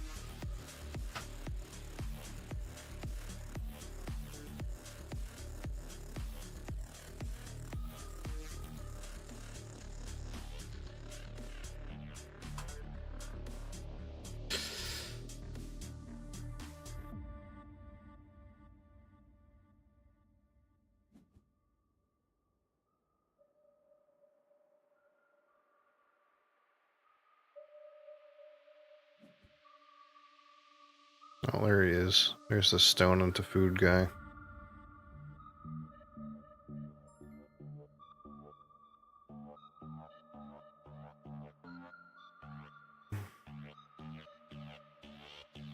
Makes the most sense here.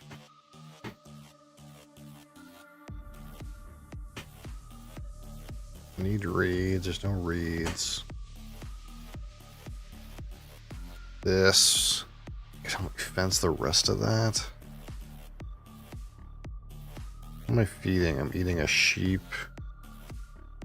and 2 pumpkins.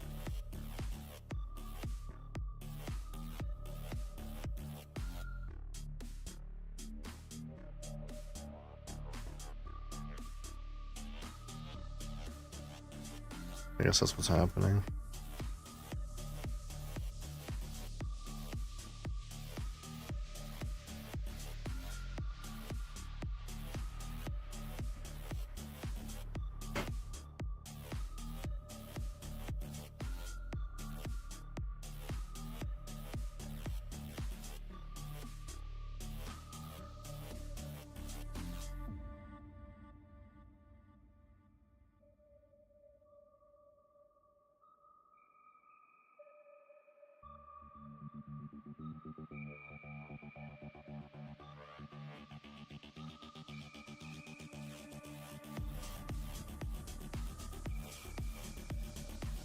I need to dig all this. How much do I... So 1, 2, 3, 4, 5, 6, 7. 7 clay.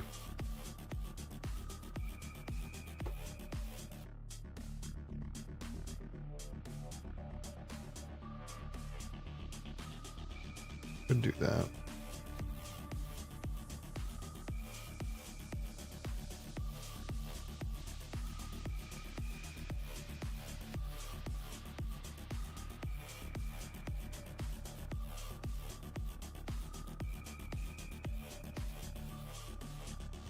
I feel like I definitely didn't play enough cards.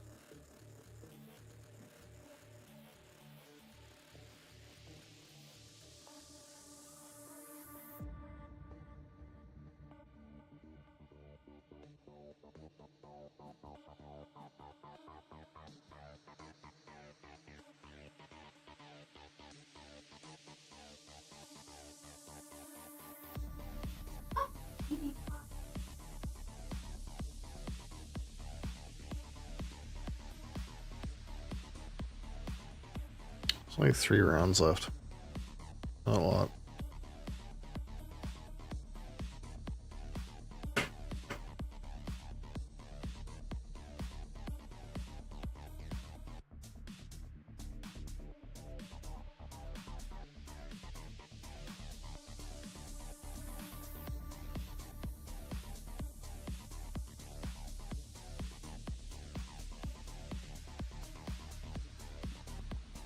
Jade, how's it going?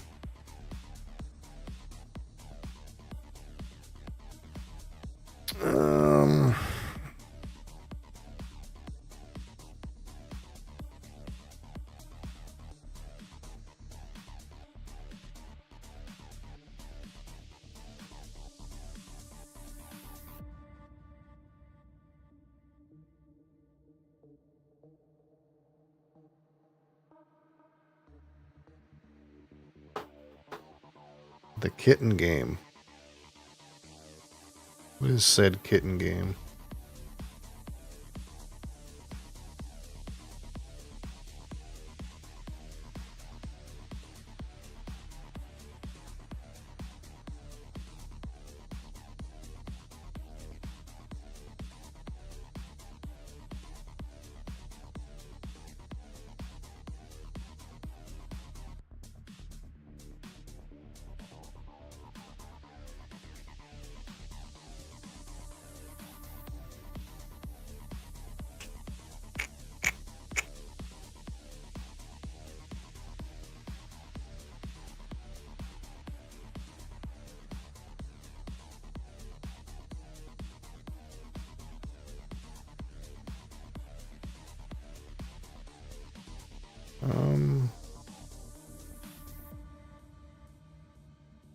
Who's first player? That guy.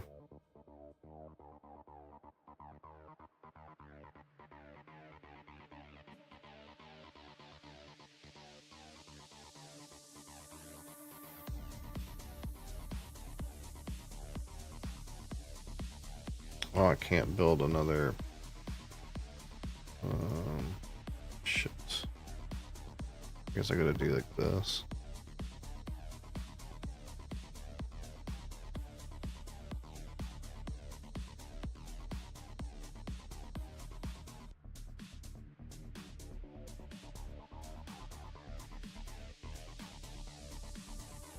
Thea or Lingat.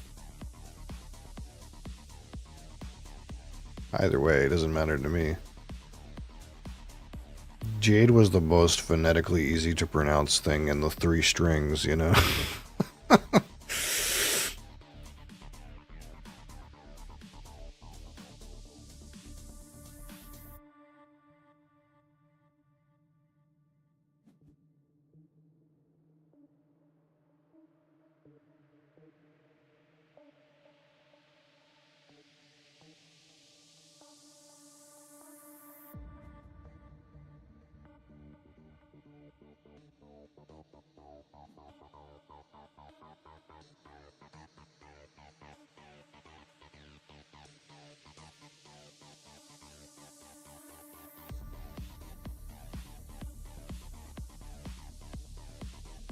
Yeah, I can't hog the meeting place anymore.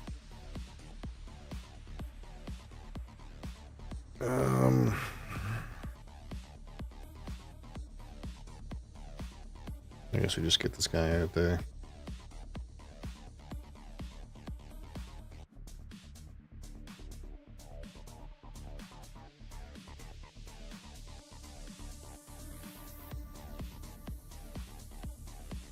And if someone steals my coos, they steal my coos.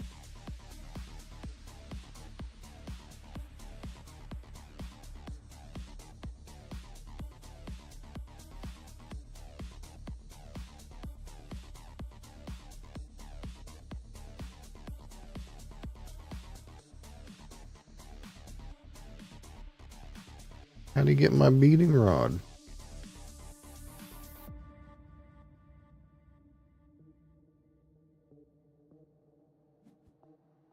I'm so confused.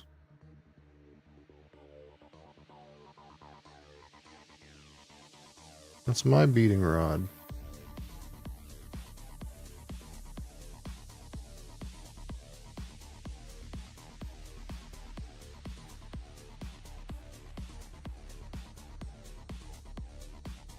Oh, is that how it works?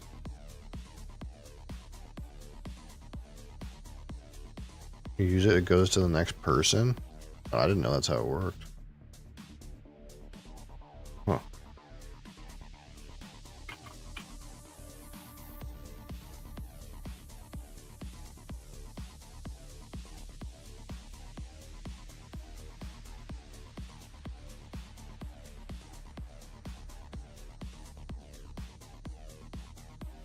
Pass it to the player on your left. Huh.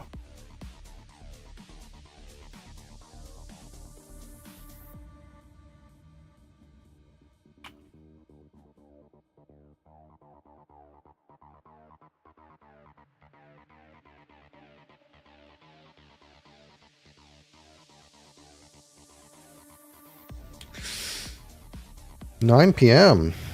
Wow, you're on the other side of the world from me. 3 cows. Yep, 3 cows. Surely this guy.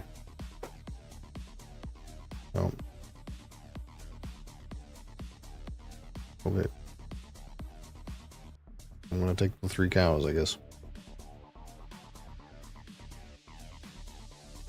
I have to have a sleep. Alright, have a good sleep.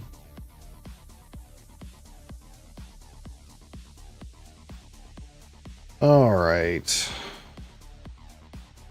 Get out.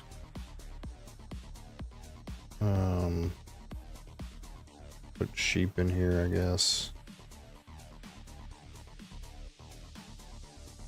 And then put, I don't know, pig in here.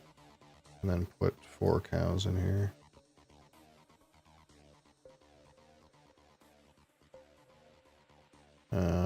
Oh, I guess this way I can't, I don't have room for a sheep. I guess this is fine, right?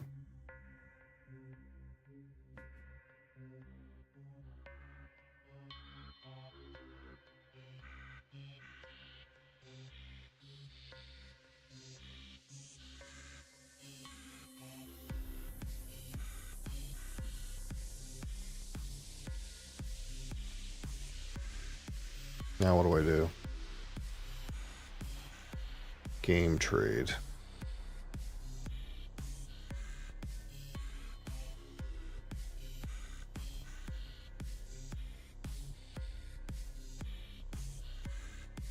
I could play these bottles.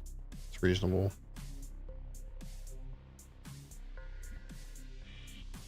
I don't think the Schnapp stream ever happened, so I could play this Iron Oven. Never got a reed to upgrade my house.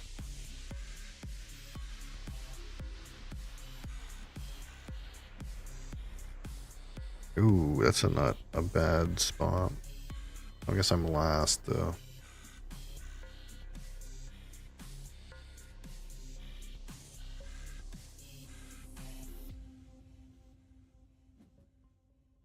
Yeah. It's okay.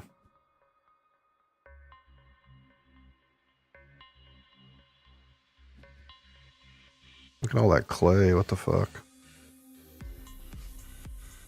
I do something with that.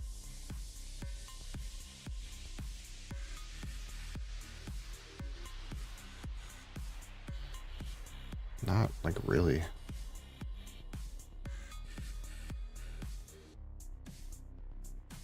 Like, I could play this mud hole, but I don't think that really helps that much.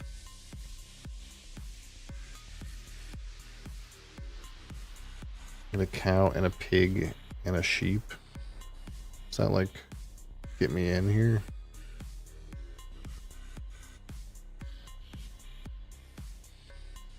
It might.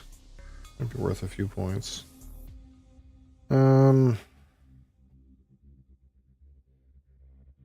What's space 13? Oh, I guess I could do that.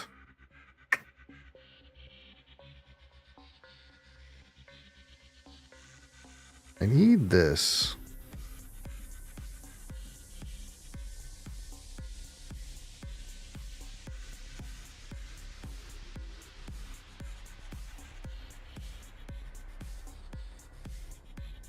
And then I need to redevelop and play my hearth. Or my iron oven.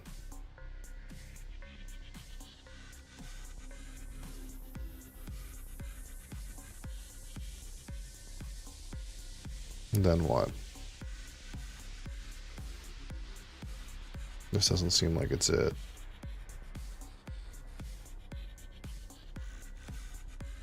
Just playing the Schnapps Distillery is worth 2 points.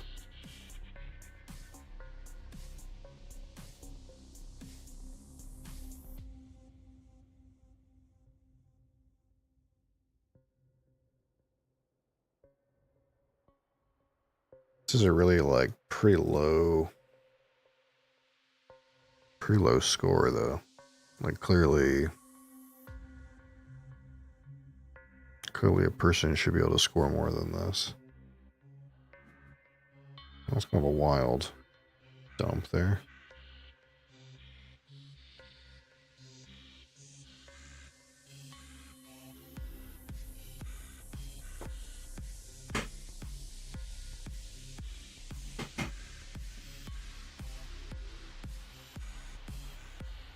I guess you could build stables in here. I guess that's the thing you could use to cover them.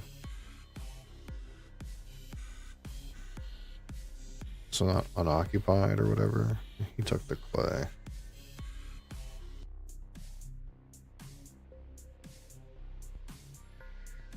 I still can't do this.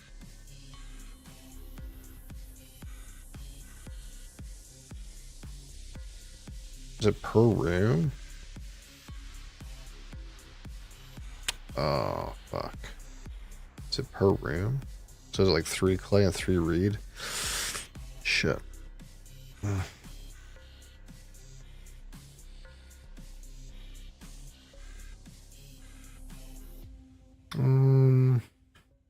Then what?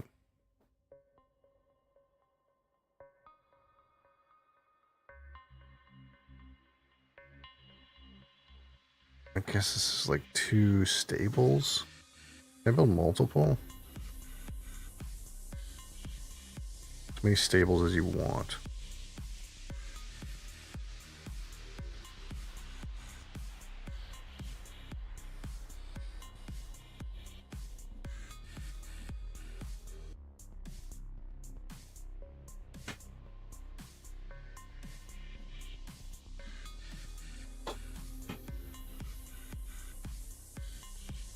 Yeah, I should have taken that clay, I guess.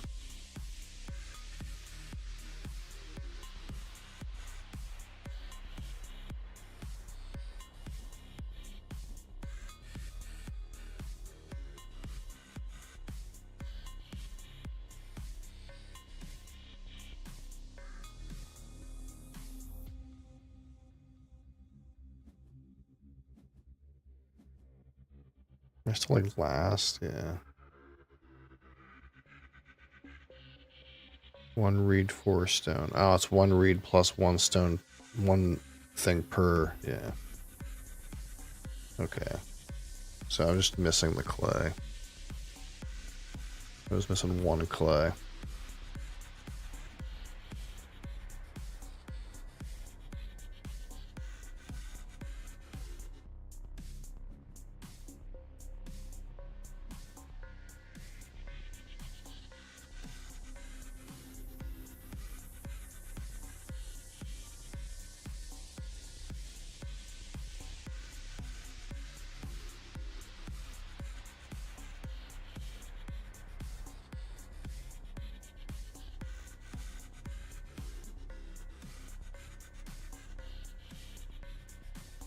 How does this work?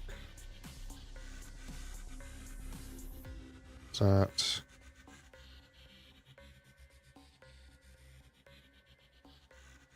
Unused firm space. This is like 2 points.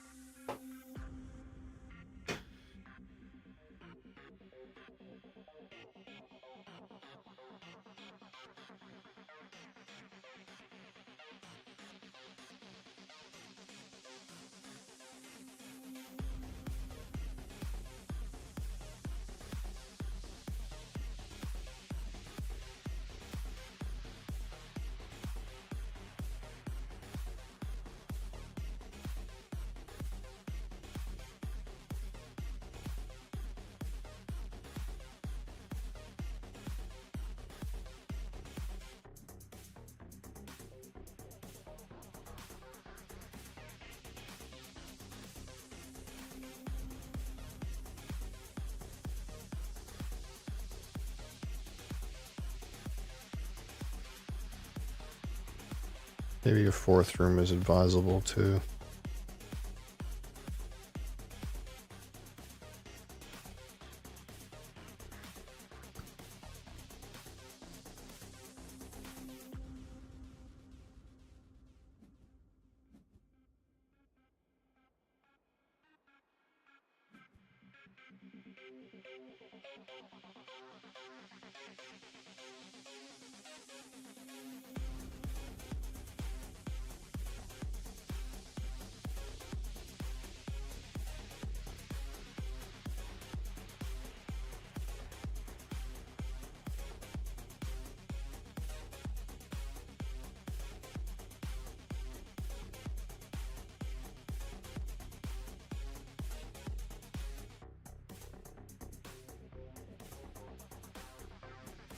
Johnny, how's it going?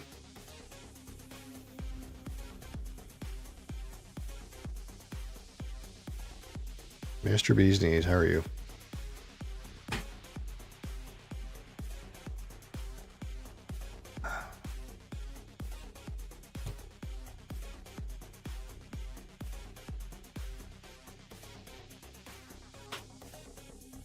What do I eat? What's the top score for these categories? 4 and 5 cows is the same. So I could eat a cow. But if I do that, then I'll miss out on the 6 for a cow.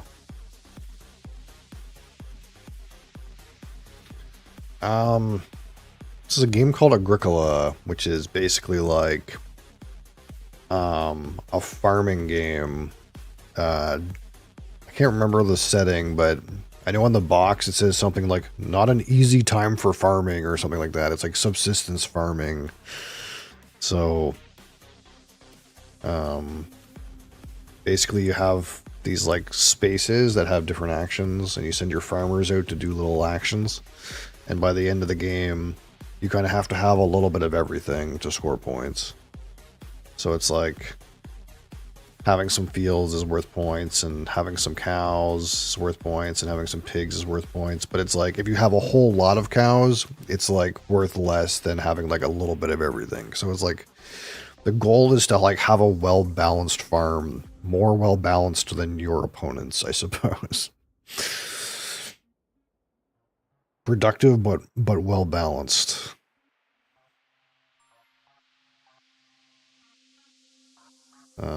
And after every harvest, you gotta feed your people. So I got 3 people I gotta feed, and I need to make 1 food.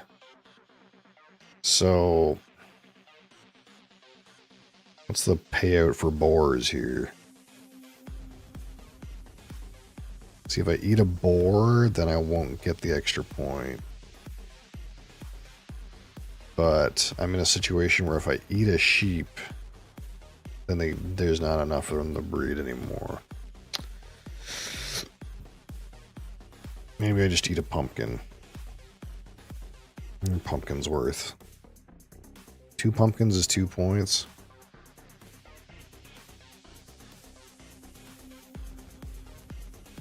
Man.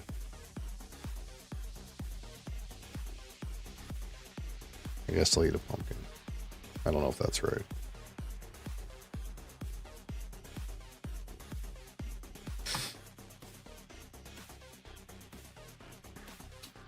And there's also these cards. So like at the start of the game, you draft some cards that give you some special unique abilities.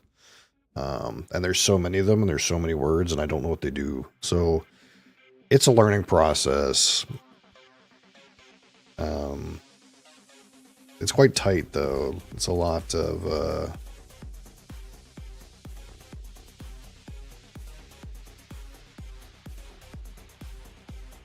like prioritizing what's best, and kind of trying to determine what these other guys are going to do so they don't take your actions, and that sort of idea. But this is the first full game I've ever played, so I'm doing okay, but I know that like good scores are like high 40s or low 50s. So I definitely don't have a good score, but that's also okay. I don't know what I'm doing. These guys played more cards than me, and I think I just didn't play enough cards as part of it.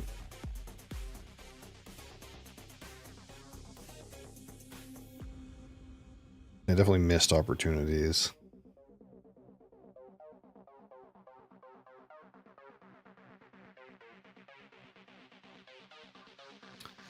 So there's only one round here. I want to get this plowed.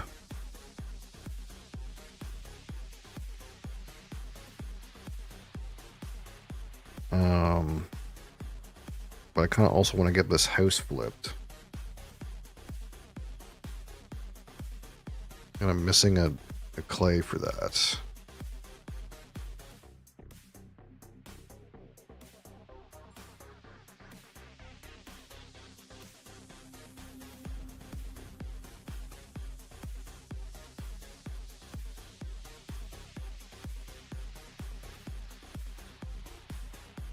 This guy's looking to use this space, I think. I would think.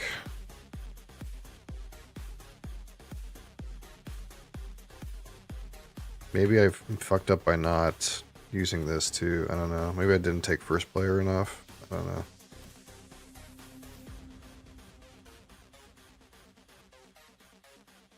Let's at least get this plowed, I guess.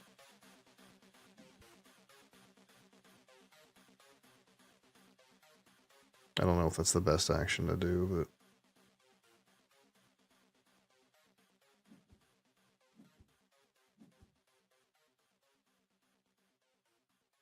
but... Yeah, see this guy was already ready to take this, I guess.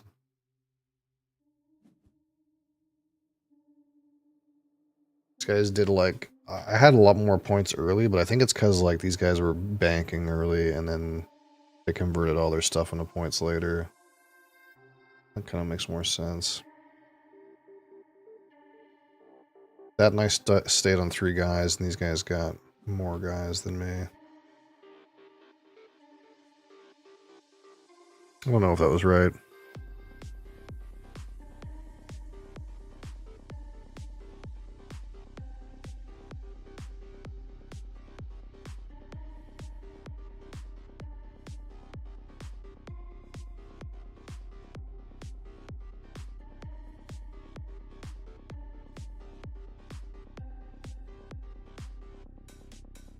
So what's the best thing I can do?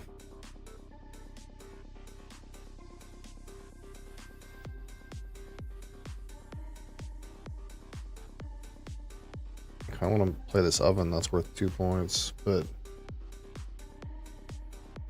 it's kind of like shit now because I'd have to go here.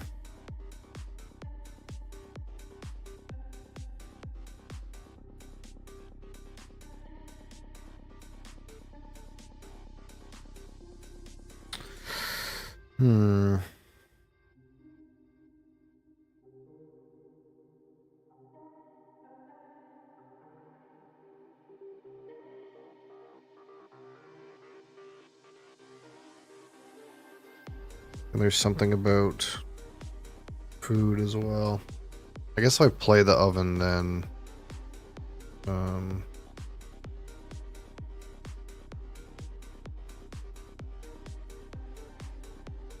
that'll feed me too.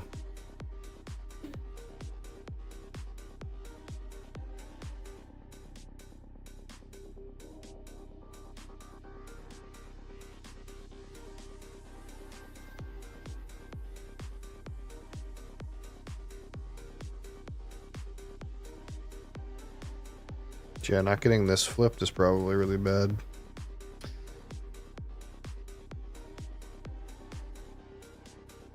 That's worth 3 points. I guess not making a family member, like an urgent family member. That's 3 points too. And they also get an action. Yeah, I guess like playing here is like 3 points plus you get to do another thing.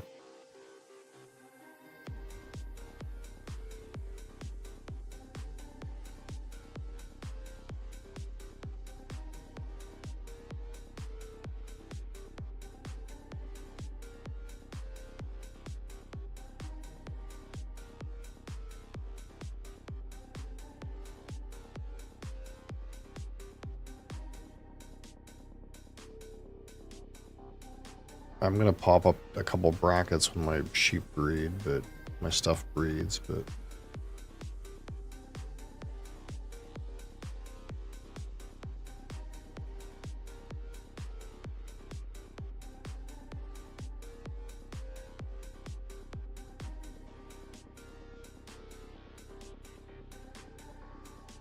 think there's anything else I can really play.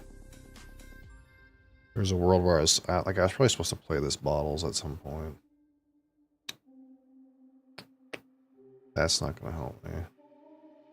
What can I do?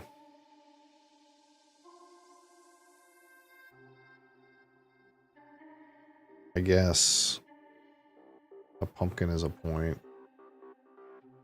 But we're talking about like single points.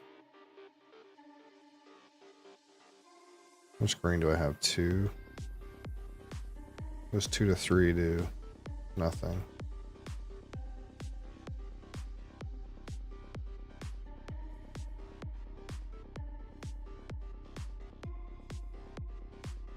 I guess it's this.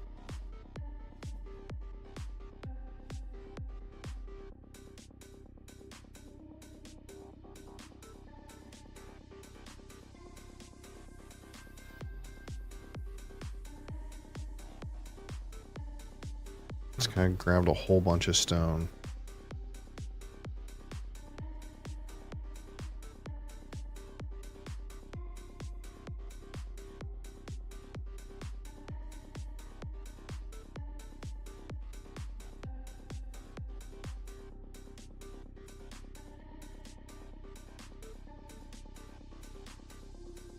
Yeah, I kind of wanted to do something with like this schnapps distillery and this pumpkin lady. But, like, I just never got this thing going. I don't know, like, the times when you can slip these cards in. The game is really tight. This guy's just shitting children in because he's got a fucking 6 rooms, dude. Insane.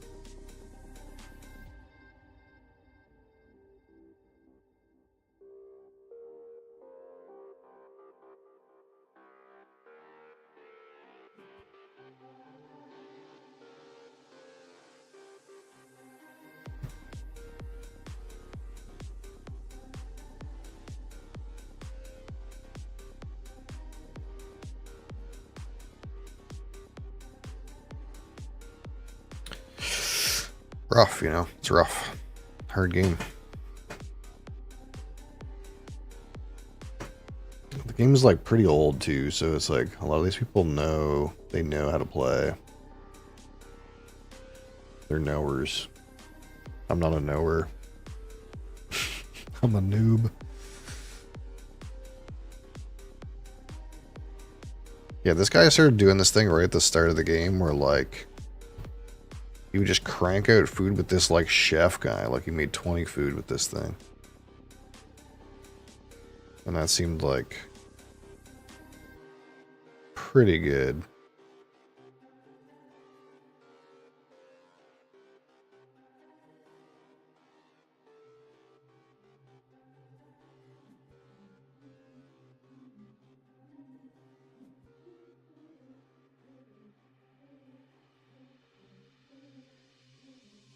But I have way less people than these guys. I guess that's a thing. That's a thing I didn't do right.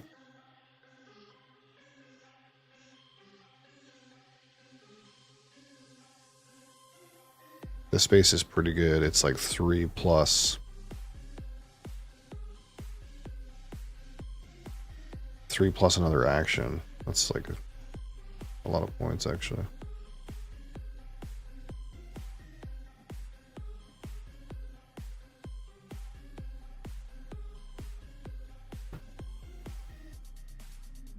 I wasn't last. I'll take it. I didn't come last.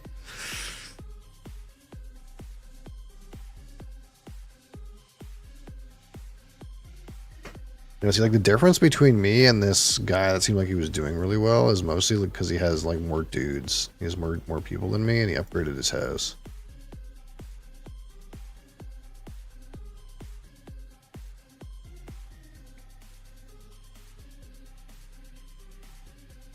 I feel like I had a good smattering of these other things.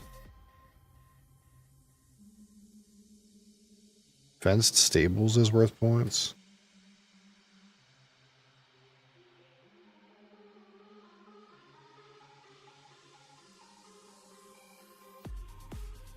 Yeah, I should have got around to upgrading my buildings at some point.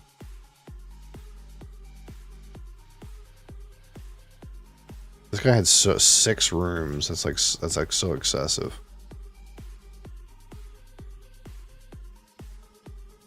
Want to play the same configuration? Here's the seed. Oh, interesting. You could play the exact same version of the game.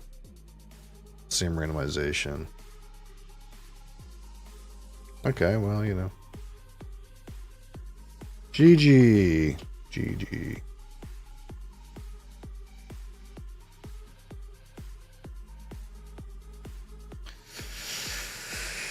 GG. How much time do I have? I'll probably do a fast game instead of doing all these asyncs. I'll just do these later. Try to get a fast game in. What game is not that long? We're gonna have to play more of this. These games are long.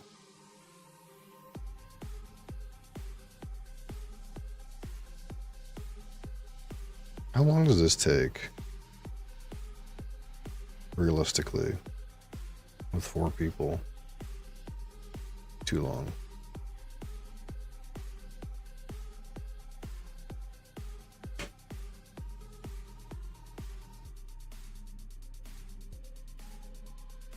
I guess we can try to redeem ourselves on Azul. Because the last Azul I played was a fucking mess. It was a real mess.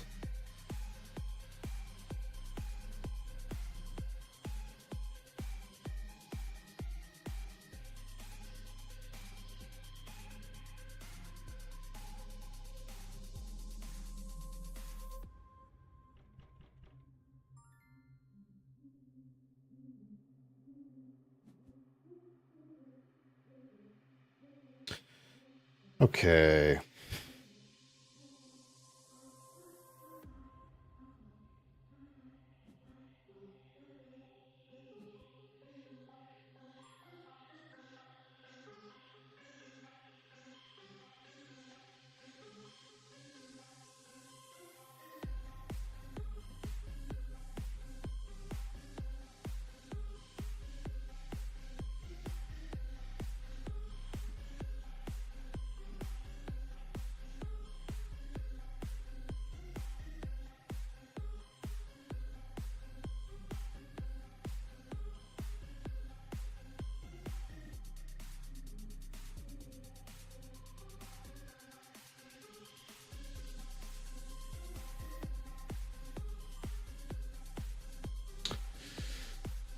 Go with here.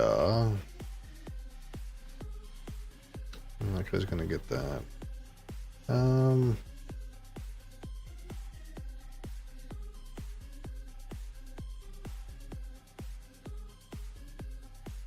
Maybe I'll just steal this.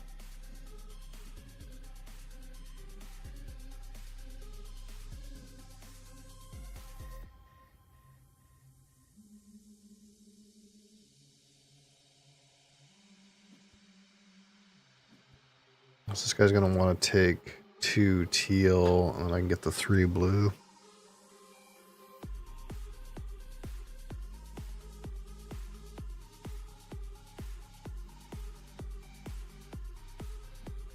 Oh, he's fighting me.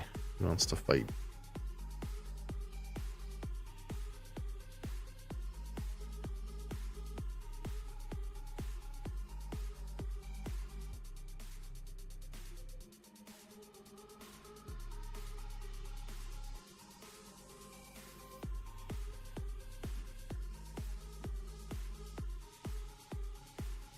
Give him a decision to make.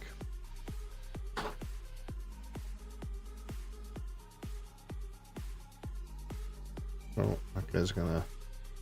Huh.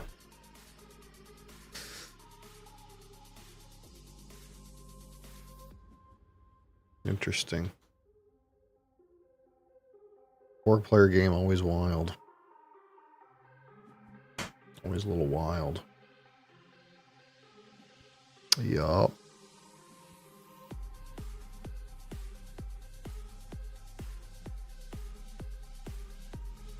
I do. Guess I can do this.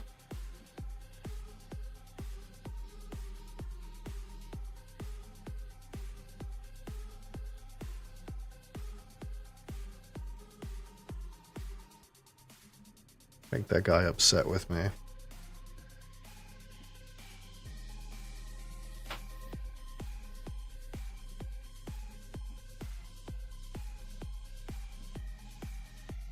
Yeah, red definitely got the best stick here. But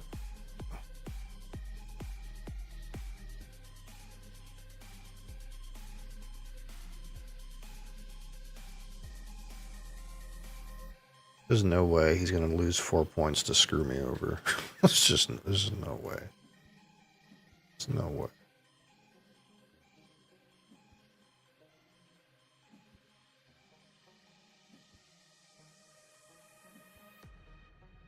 I forgot to put on fast scoring.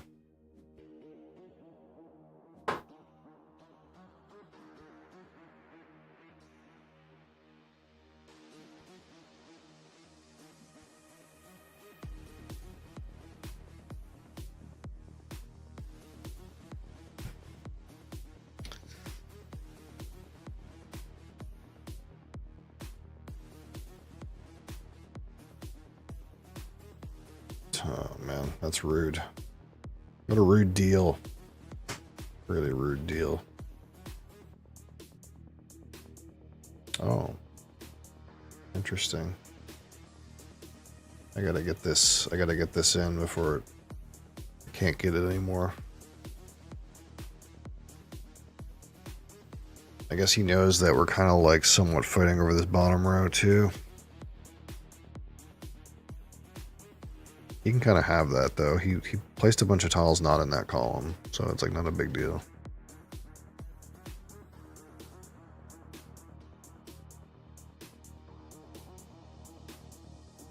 I'm more interested in like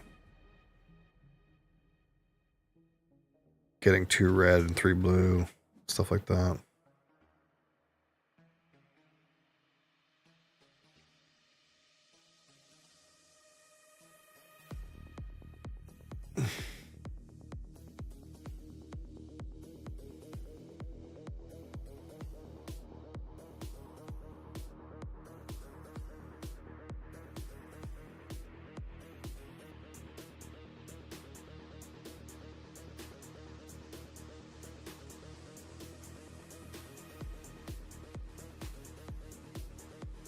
Oh.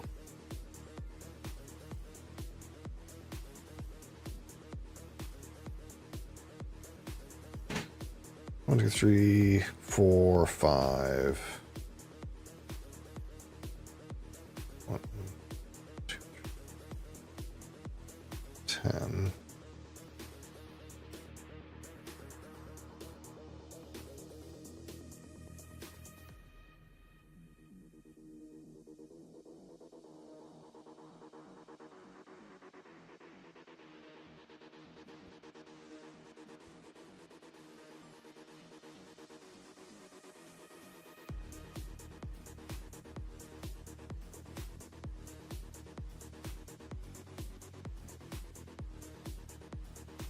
One, 2, 3, 4, 7, 8. 2, 3, 4, 5, 6.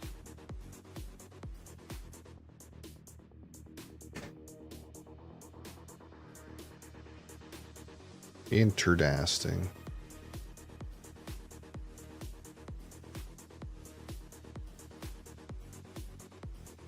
Yeah, that's kind of shit for me, isn't it? Let's dump these in here, I guess. 1, 2, 3, 4. 1, 2, 3, 4. Right now it's landing on me, but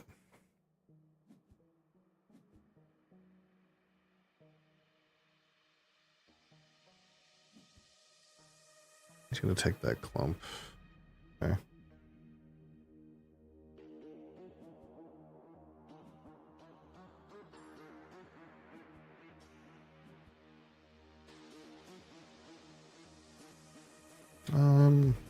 Yeah, that probably was wrong. I should have taken the black tile.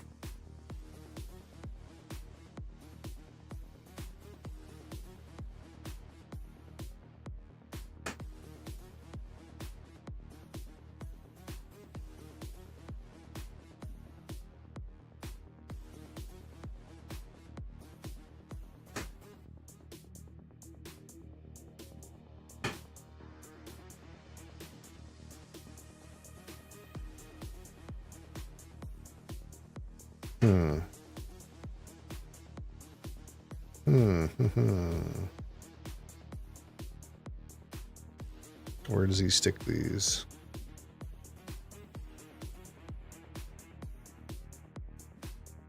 On the floor.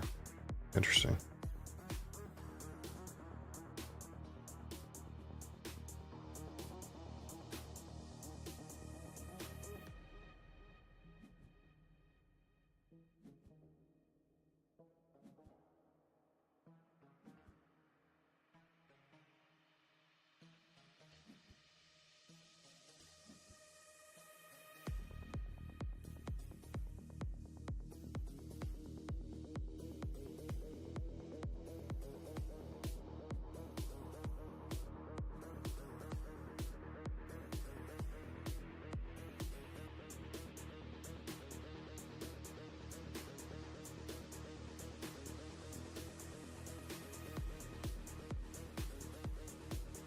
I have to just like give up the fucking 5th row, man.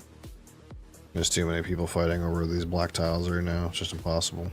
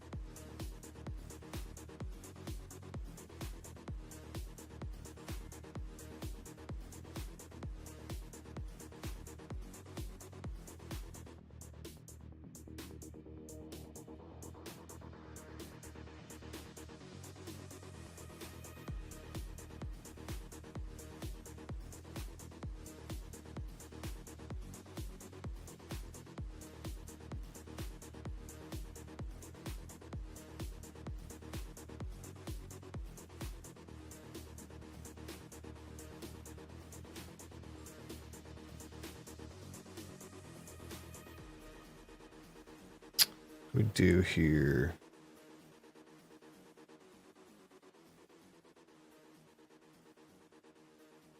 Guess I can dump this in here.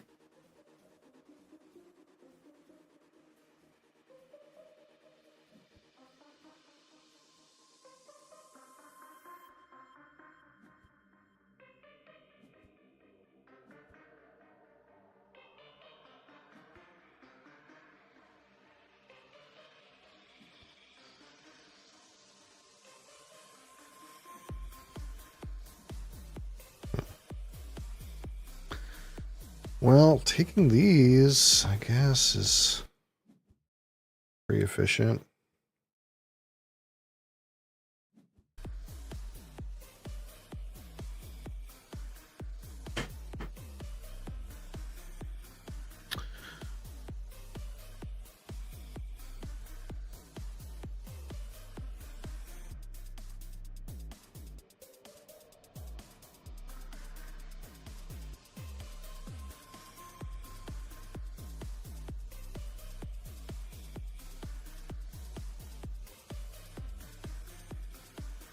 This is kind of weird for blue.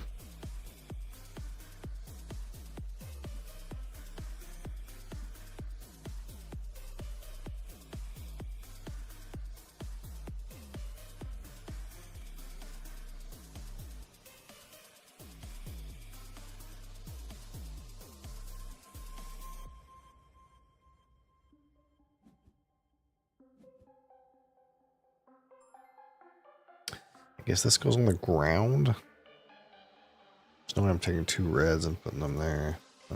That can't be it. This guy ends up with the other 2, but it is what it is.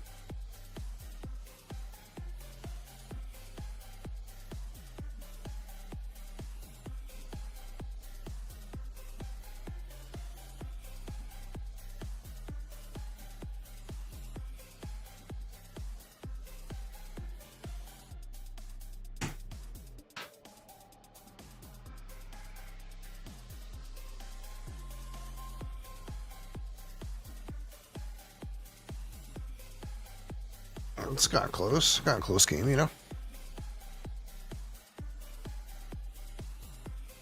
It's kind of a gross deal. What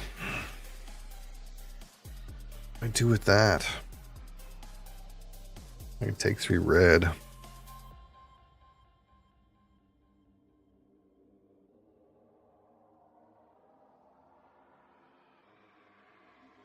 It's kind of a gross deal, though.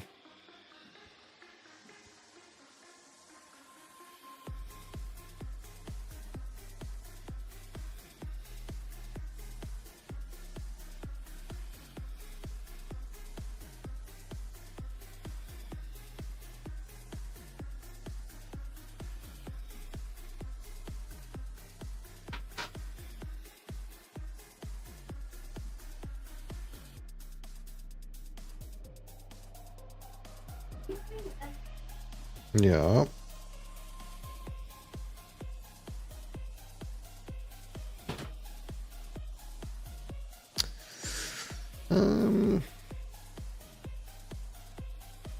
I guess it's this.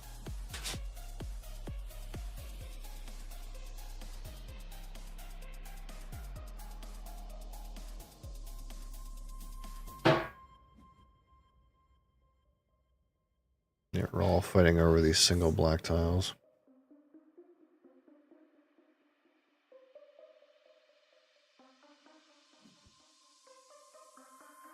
I'm gonna like not have that fight right now. I guess that's the way I'm seeing it.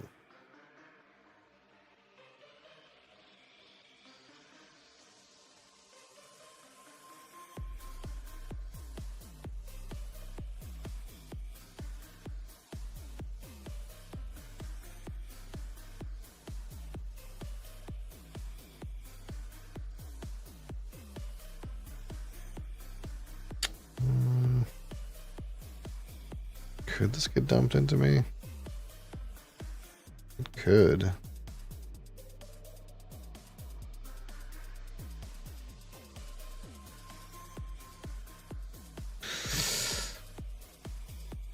Kind of ugly.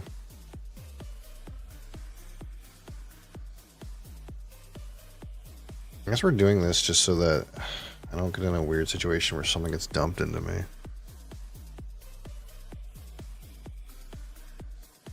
1, 2, 3. Yeah, it's gone. That's fine.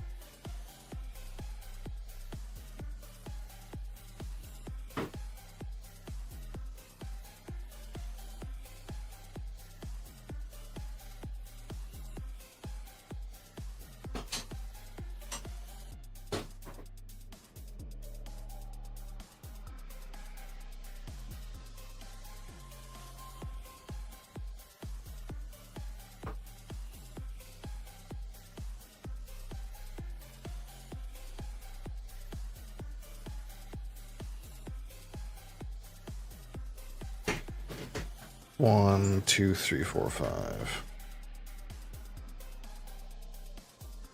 So I have to take the... how does this work? If I take this... Then there's 1, 2...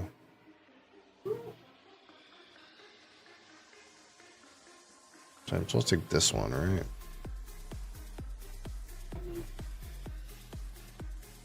Trying to do the math on whether or not this gets dumped on me, and this...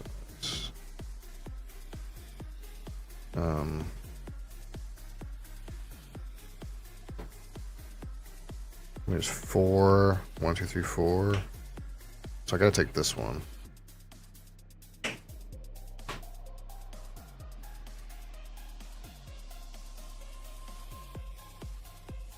Or no, it gets dumped on me this way. Oh, I did the math wrong. Fuck. Whatever. It's too much distraction in the room. So we'll blame it on that. Yeah, I did the math wrong. This, if I took the other one, this should have went to him. So I fucked up by 6 points. It's pretty bad.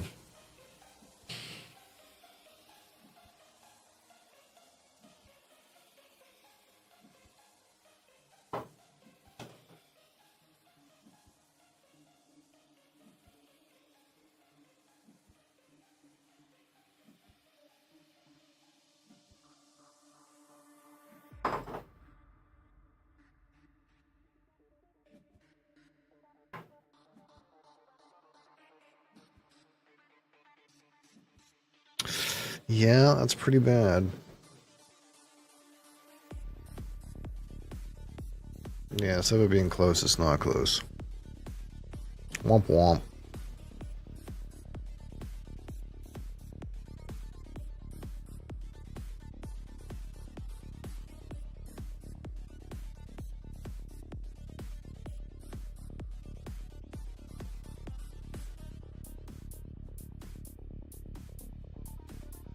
Some choices.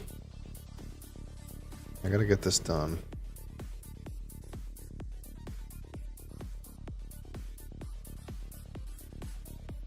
Yeah, man, that's 6 points really fucked me.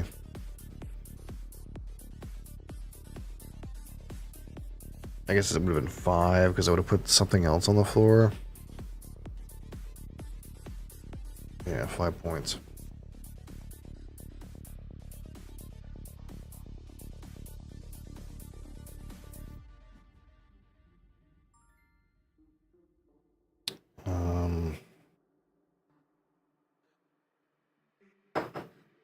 Gotta get this done.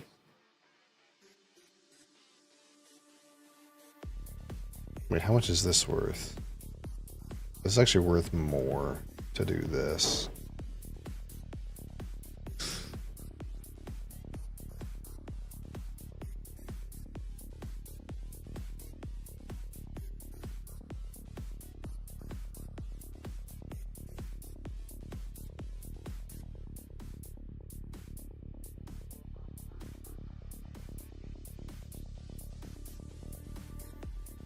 I don't have to prioritize taking those blue tiles at all.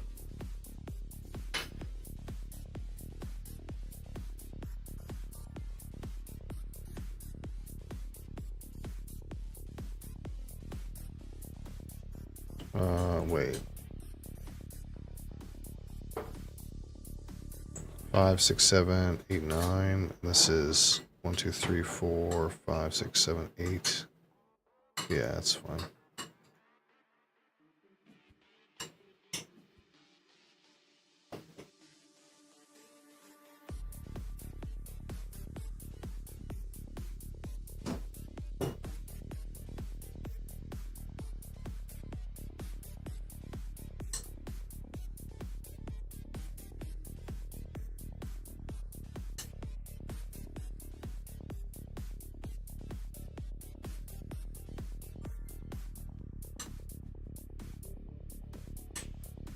Okay.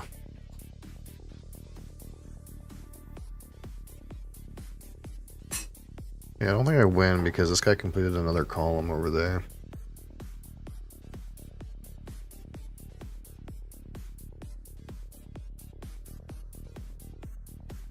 That's kind of a lot.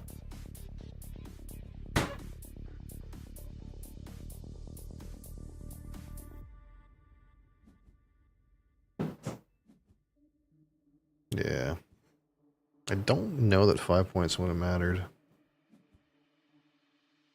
Maybe. Oh, yeah, actually it does matter.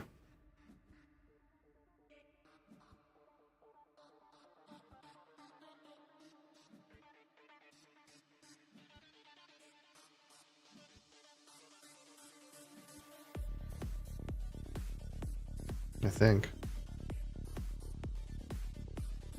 Oh, it barely didn't matter. Yeah, if I had 5 more points, but this guy had 5 less points, it wouldn't have made any difference. I guess it doesn't matter.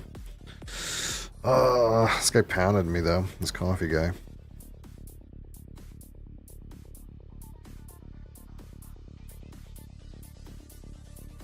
Definitely made a couple plays on to my board early that kind of screwed me over too. How far ahead of me is he? Only a couple points. Salvageable, salvageable. Alright, not too bad. That was not too long. We could even play another one.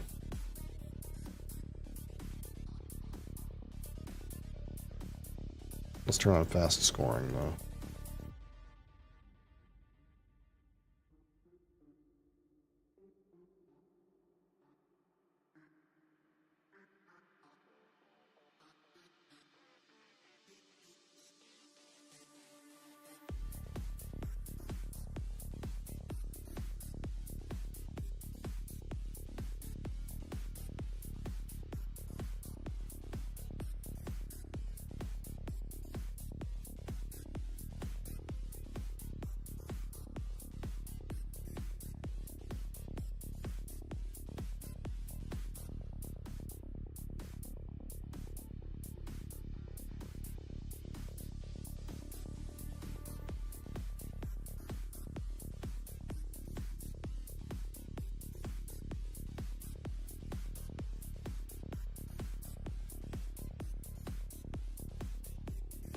I don't know what it is with how these menus work, but I seem to always have more luck opening the table from here. I don't know why that is. Oh.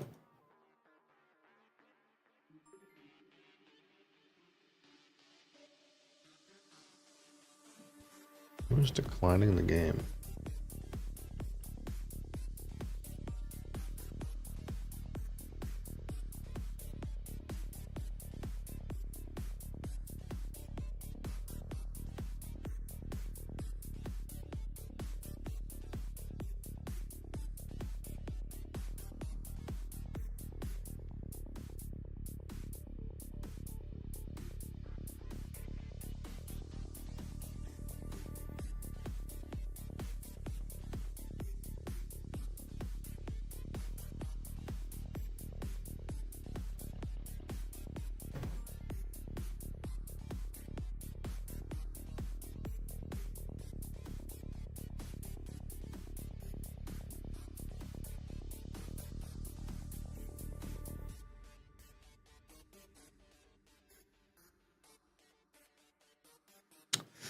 Okay, let's not try to punt 5 points. That'll be the goal.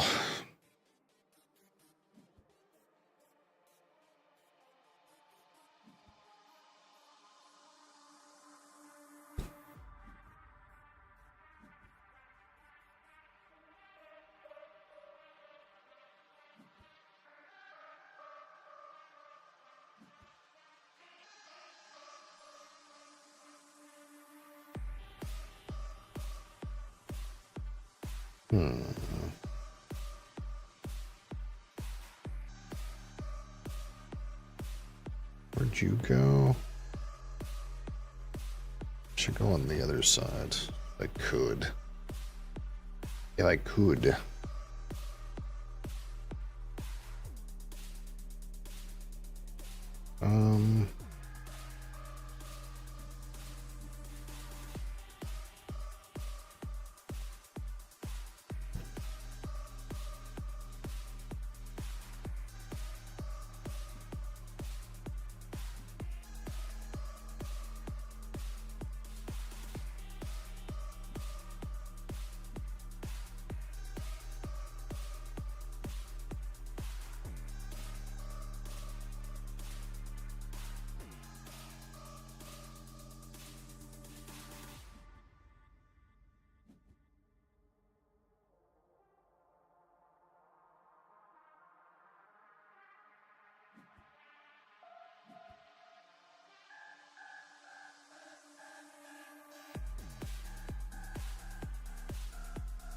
Oh, he's being rude.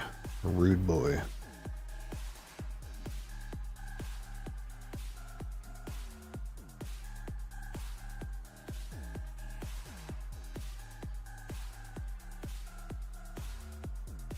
What I want to do. I'm going to do this.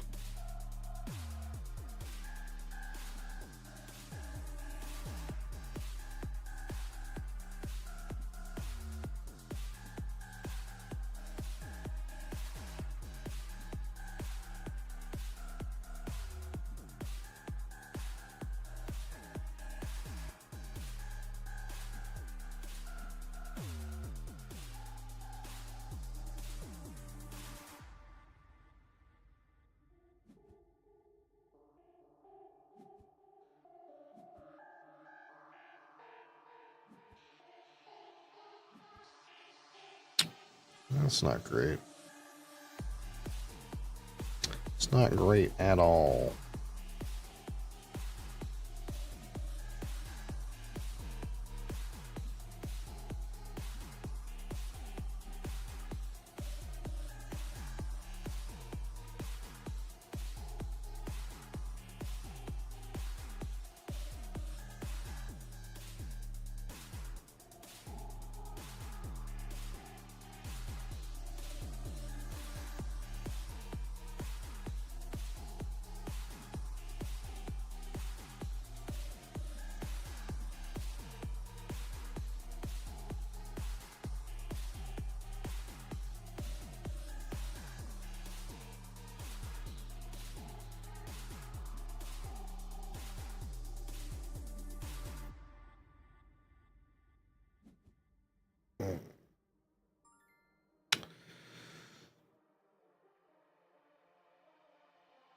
I take this?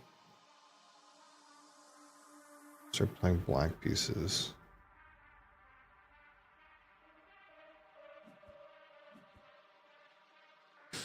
Hmm.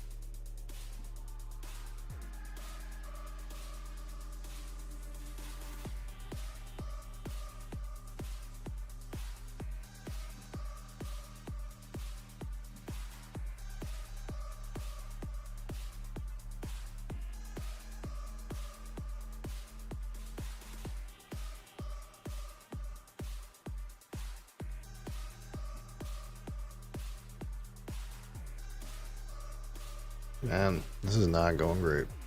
I'm getting dumped on.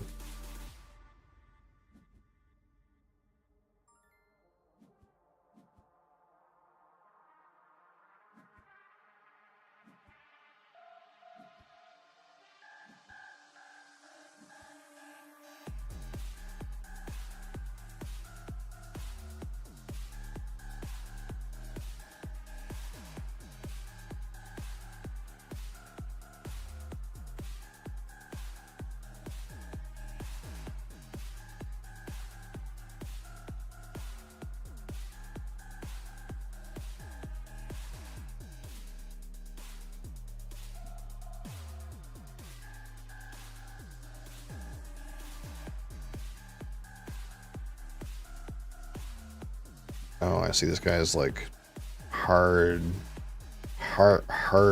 dumping into blue.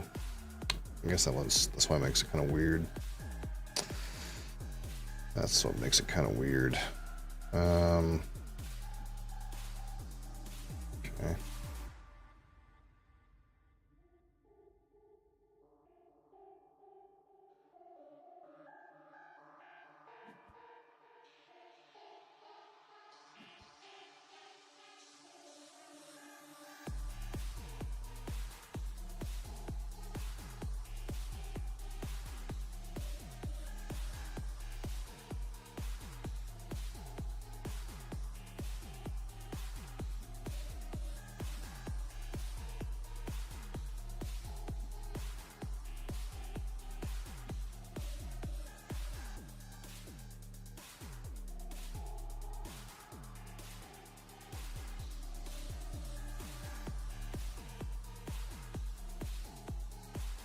Mm.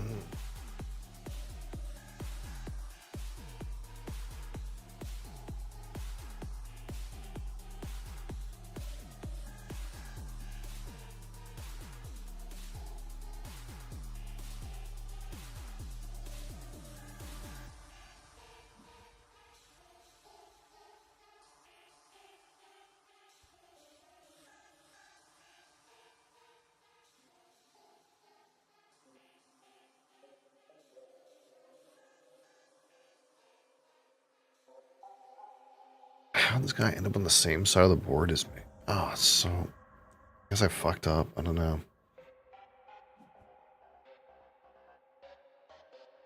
Should have been on the left side of the board, I guess. Oh, this guy's in the exact same place as me. Just makes it fucking awkward, man.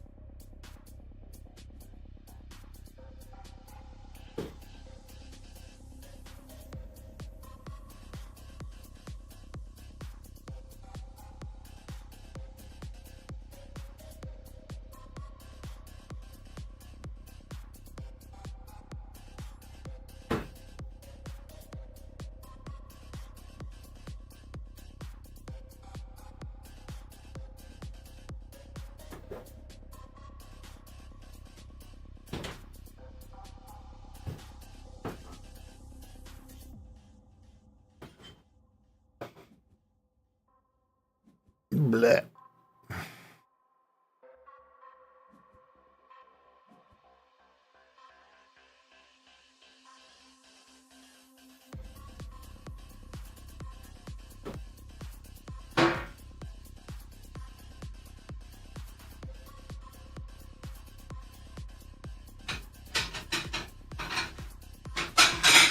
Weird.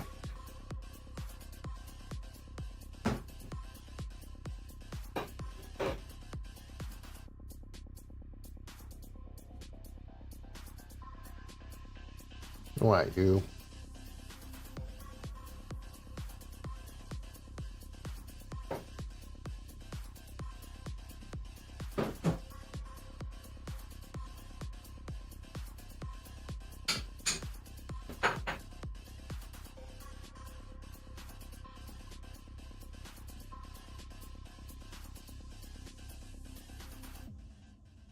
Gonna get this?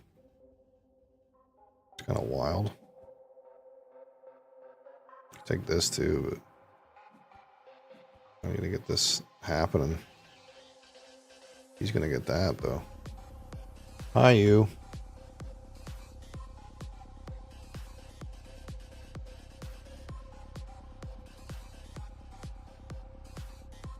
Cat. Why is this still here? What happened?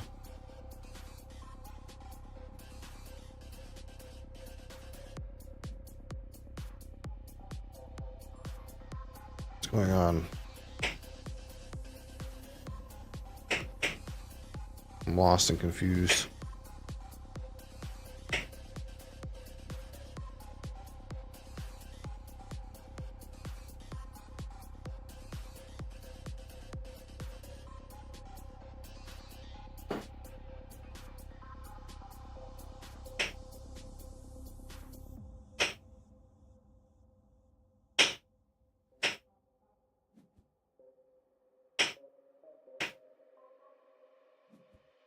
Your butt in the way, cat. Your big butt in the way.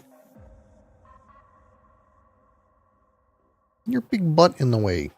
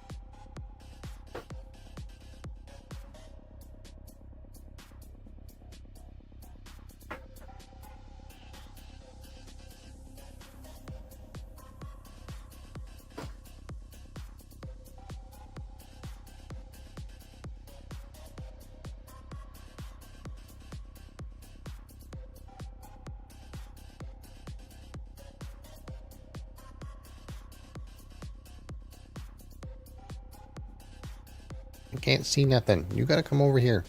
I can't see nothing when you're a big butt in the screen. You're a big butt.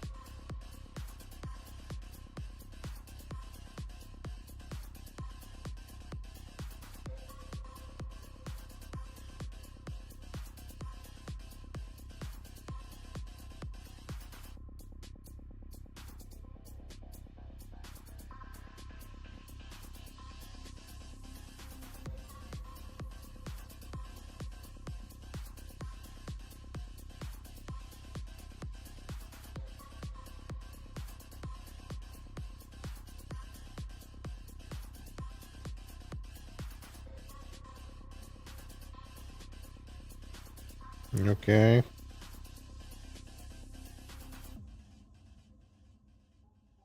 Some bones in the pipe.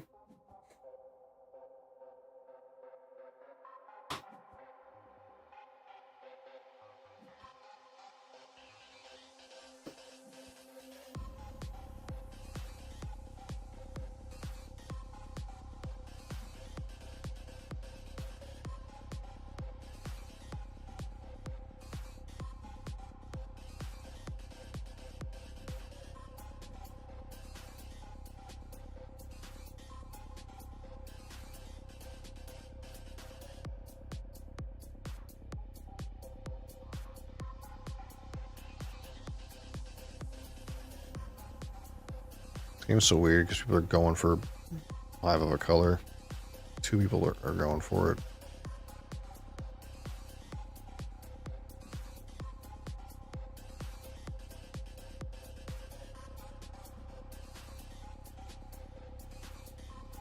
Oh, what do I do?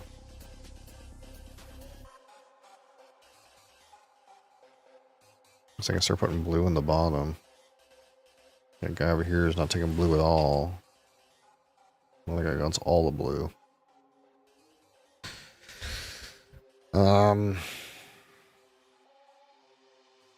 Yeah, I mean, I can start putting blue down here.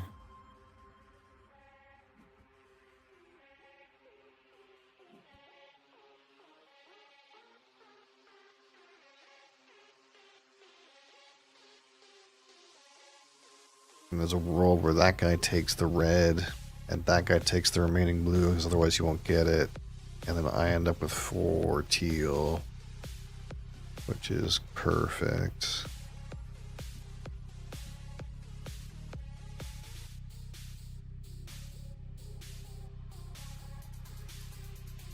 I wonder where these black tiles end up though. Not with me.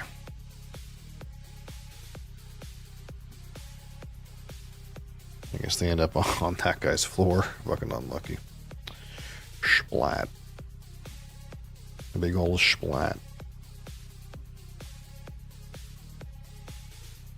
Guys getting some splats for splatting on me earlier, I guess.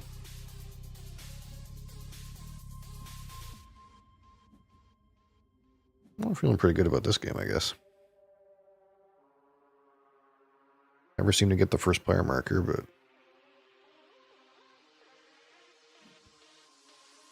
Oh shit, I wasn't counting. There's actually no fucking blues left for me to get this bottom row.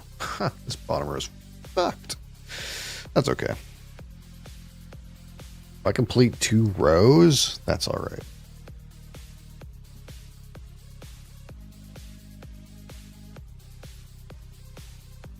This guy in front of me can't take teal at all.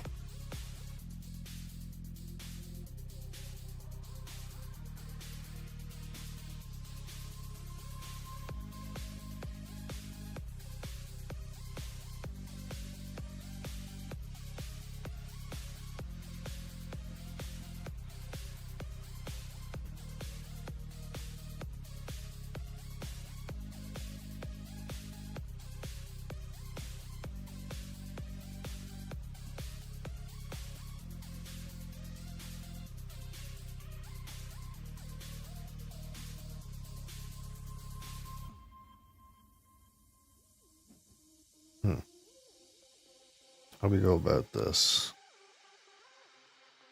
I guess it's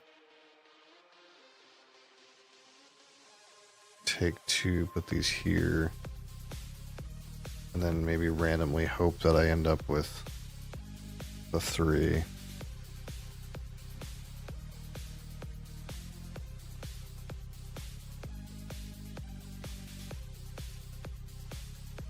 That's not going to happen. This green guy's going to take the 2, I think.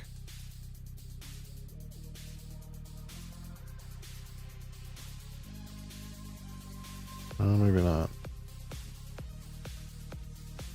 Huh. This guy can't take them, so I'll end up with them. Yeah, I'm pretty sure I win this game.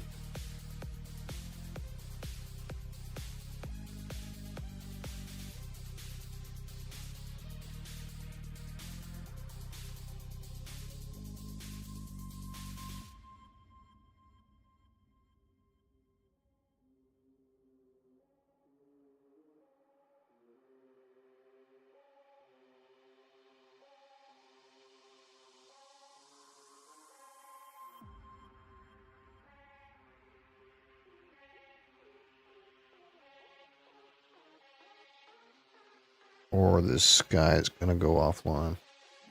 Oh, well, there he is.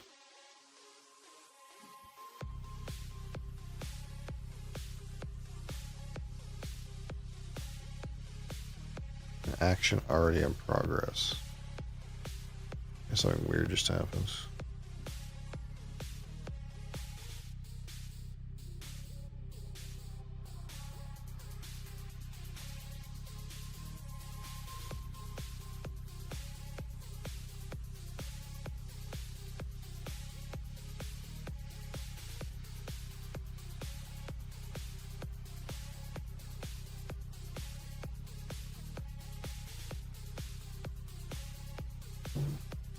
I guess blue completed 2 10 sets.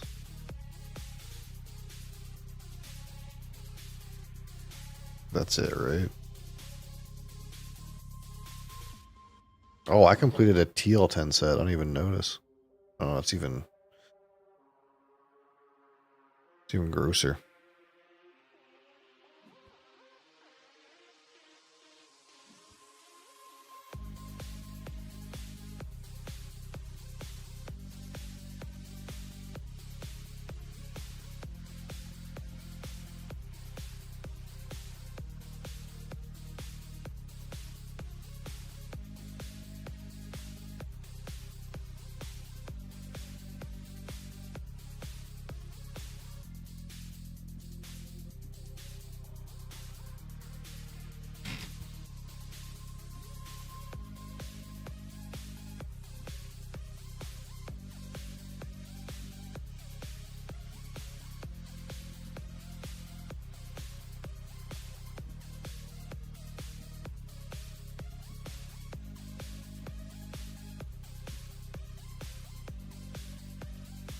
Nice. Not bad. 10 victories. Oh boy. Number go up, I guess. Okay.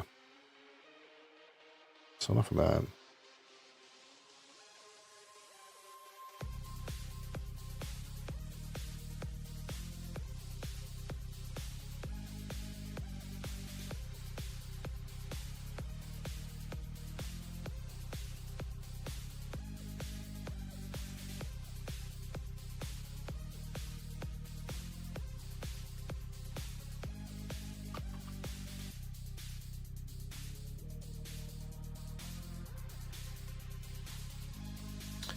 All right, here we go. What you've all been waiting for.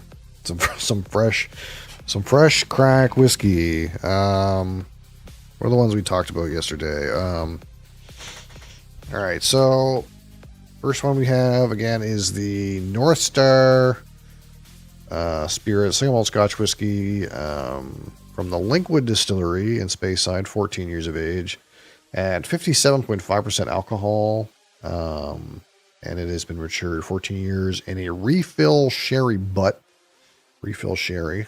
That's a nice barrel right there. Refill sherry. Next up.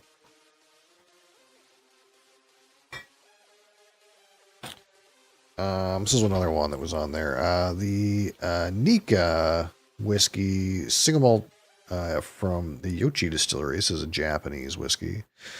Peated Japanese whiskey, single malt from Nika's Yochi distillery. 45% alcohol. I believe this is not chill filtered, but probably is color added. We also have from Springbank the Long Row heavily peated Campbelltown single malt Scotch whiskey, 45% alcohol. Not much else I'd like to say about that.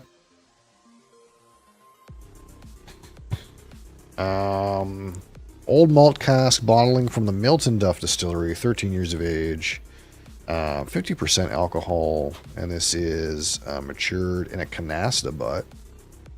No chill filtration, no coloring added. One of 548 bottles. And lastly, the Loch Lomond 12-year-old Highland single malt Scotch whiskey, 46% alcohol. Again, from the Loch Lomond distillery. So one of these 5 options, I suppose. We'll set up a poll, and then I'll go grab some stuff. And then I'll be right back. New poll.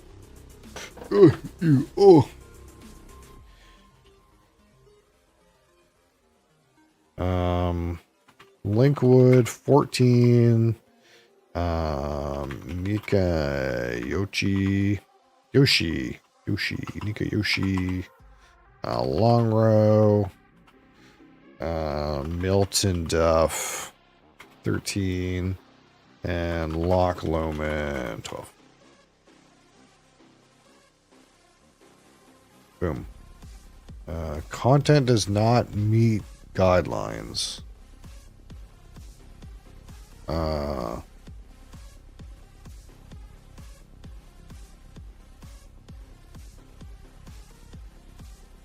Is it this? Apparently, Twitch TV doesn't like something I've written in here. Oh, I found out what it is. It doesn't like Nika.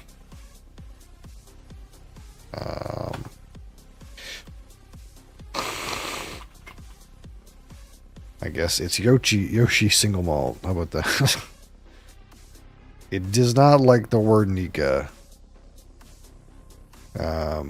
I suppose it perhaps could be connotated in a different way, but this is a Japanese product called Nika.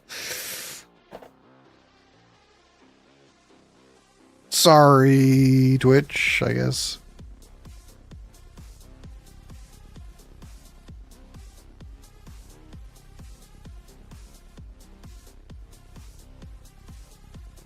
All right, I'll be right back.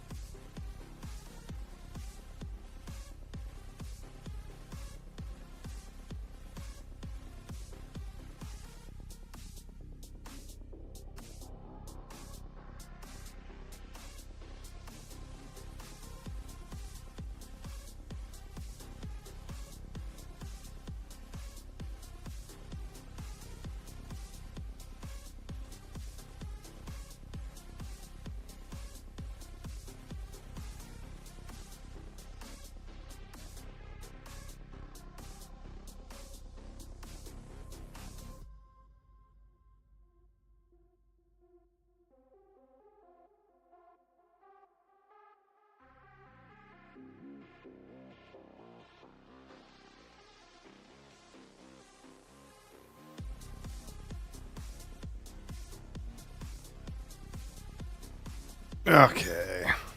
Where are we at about?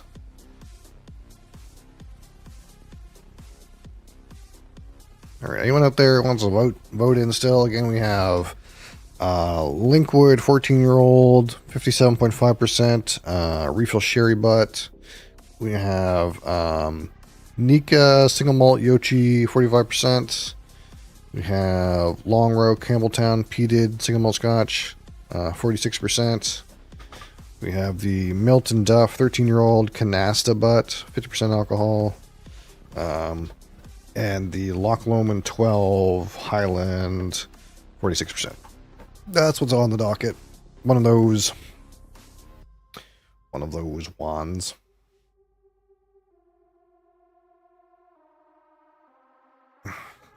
Japanese. Okay, Japanese.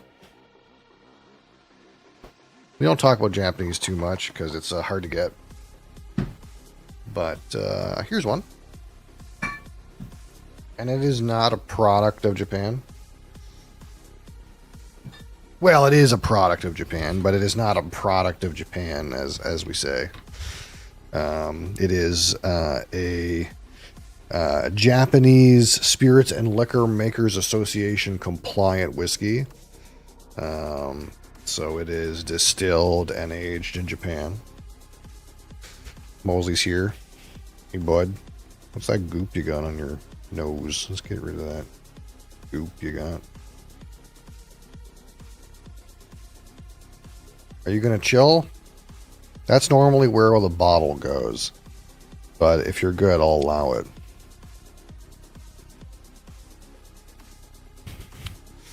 All right.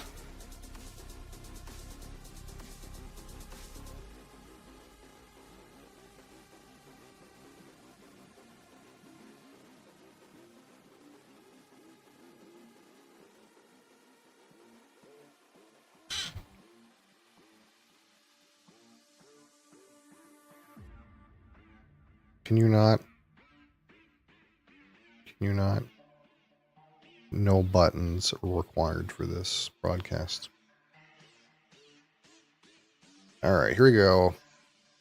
Fresh crack of the Nika whiskey single malt Yoshi from the I suppose the Yoshi distillery. This is a brand that is owned now by Asahi Brewing, the beer.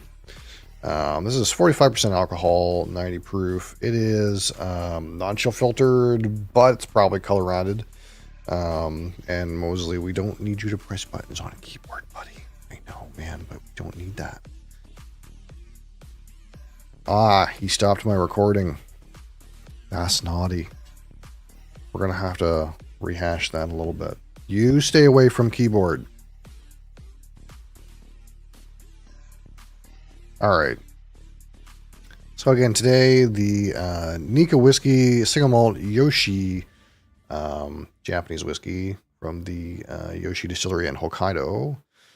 This is owned by Asahi Brewing, Japanese single malt whiskey, 45% alcohol.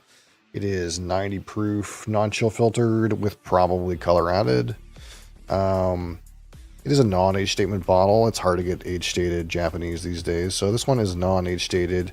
And my understanding is the barreling is a mix of new charred oak, first fill and rechar ex bourbon, and ex oloroso sherry. And it is roughly 20 ppm in terms of the peat value there. So this is one of the smoky Nika whiskeys. The one from the other distillery is not peated. So the Yoshi stuff is peated. And it's the older of the two Nika distilleries. So again, Nika is founded by a guy named Masataka Takatsuru. Is that right? I don't know. This is a screw cap in perfect Japanese tradition. But he was born to a family of sake brewers. His family brewed sake for over 100 years. And he went to Scotland, of course, to research and study chemistry. And he ended up at an apprenticeship at the Longmorn Distillery. So at the Longmorn Distillery, he learned the art of making scotch, and he also later also apprenticed at the Hazelburn Distillery in Campbelltown. And after that, in 1934, he came home and started the Nikka Distillery in Japan. So this is made in the Scotch tradition. He selected Yoshi as the place for his distillery because it was the most like Scotland. And a lot of the tradition that he used in distilling came from his experience in Scotland. So this distillery uses direct fired stills with coal fire. So we know nowadays most Scottish distilleries are all indirect steam heated stills. But this distillery still uses direct fire stills using coal because that's the way it was at Longmorn when he apprenticed there. So it is still made the same way that Longmorn, I suppose, used to make its whiskey. So like that, it's going to be a little different. Again, sometimes with direct fire stills, you get a little bit of that like creme brulee, kind of sweet burnt caramel kind of character. And again, there's not too many direct fired stills left in Scotland. So some of that tradition in Japanese whiskey might help it a little bit. Again, the old stills at Glenfiddich are still direct fired. What else is there? Glenfarclas is still direct fired. And I think the Spirit still, is it the Spirit still or the Wash still? One of the stills at Springbank, I think, is still direct fire. That's either the Spirit still or the Wash still. I can't remember. So a little bit different in that regard. But of course, I don't know how old this is really. I couldn't really find like a guess even. They can't even put out, they have a hard time even putting out 10-year age statements for this stuff.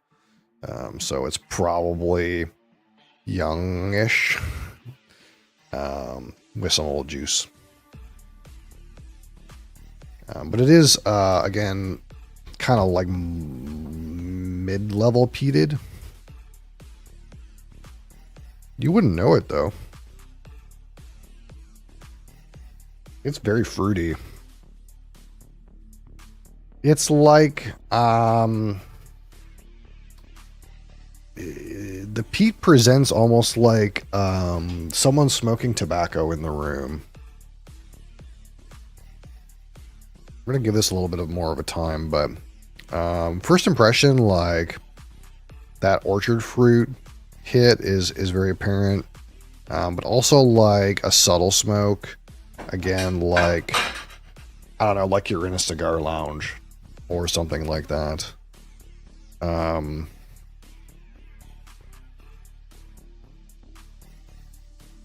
It is not a strong smoke like peated scotch. It's like a layer of like almost like sooty kind of smoke.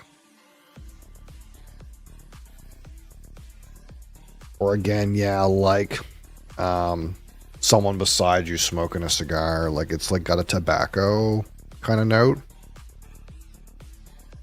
Like burning tobacco. With a fruitiness. Some malt at the bottom.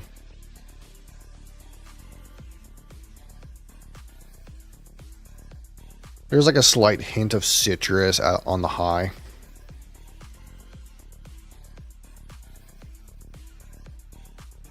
But mostly like apple or pear, tobacco, malts, slight citrus note.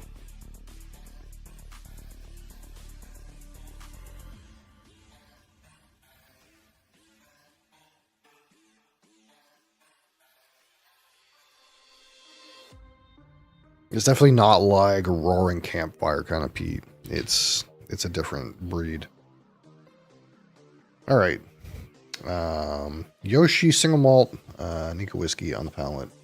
Cheers.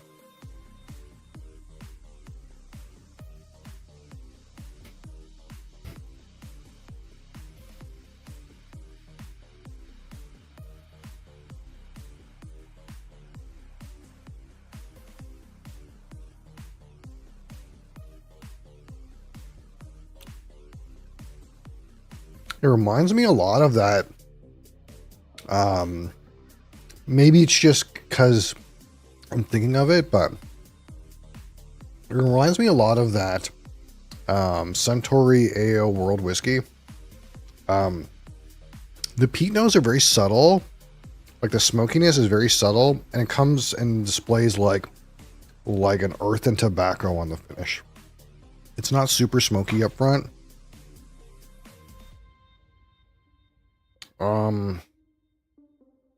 There's a note on this I would call soapy, which is not, I wouldn't call it favorable, but there's a soapiness to this.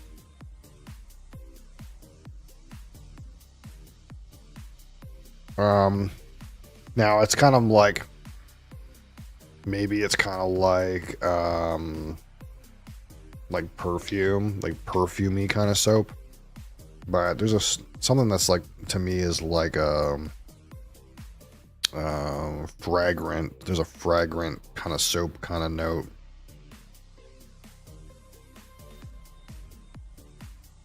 On the nose now, which is like maybe not my preference for something soapy.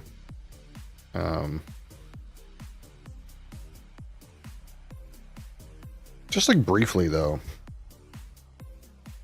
It's almost like there's a fragrance about it, like a perfume. There's something a little bit soapy about it, which is not, again, that's not my preferred profile.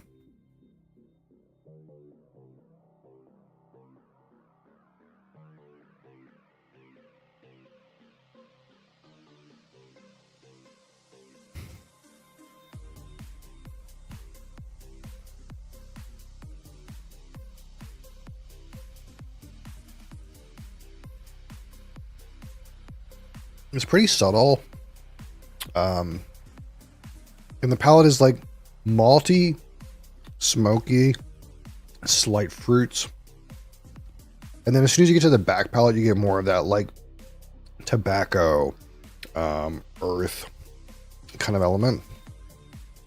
A little bit of barrel way at the back. If there's sherry in this, it kind of presents maybe as a bit of dried fruit on the finish. Maybe a little bit of like slight spiciness on the finish. It's hard to get the sherry element if there's much sherry in here. I know this is mostly ex-bourbon barrels with some new charred oak kind of in there, but the sherry element is minute at best. It may be like rolling into that earthy tobacco note, which to me feels like it's related to the smoke. But it could be in there. Yeah, but again, there's depending on who you ask, it's either a perfume note or a soap note. And for me, it's a little soapy, which I don't prefer, but it's not that bad. Some people say soap as like a detracting note a lot of times. So I try not to use soap too much. I try to use perfume, but to me it's like, it's not even waxy. It's very clearly a perfumey kind of note. Like if you bought like a flower scented bar of soap, this kind of idea, not like perfume like cologne, or like you would spray. There is a perfumed soap, a soapy kind of aspect, which I could go without personally. So in that way, a few negative points for me. That could be just my interpretation of it. I don't know if that's like related to youthfulness. I don't know if like soapy notes and youthful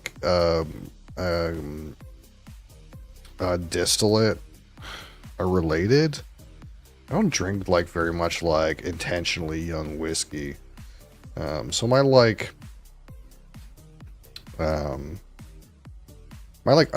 palate for youthful notes is like very clearly not that good at like detecting them. I'm just curious.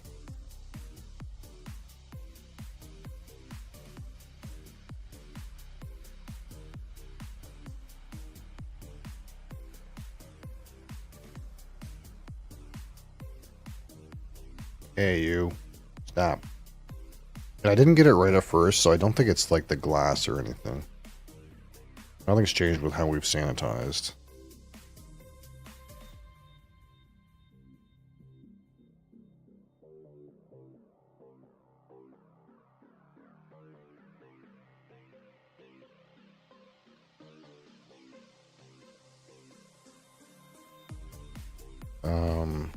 This guy's going into like the science about it and all this stuff, and I don't need that. But there is a soapiness to this that is not to my preference.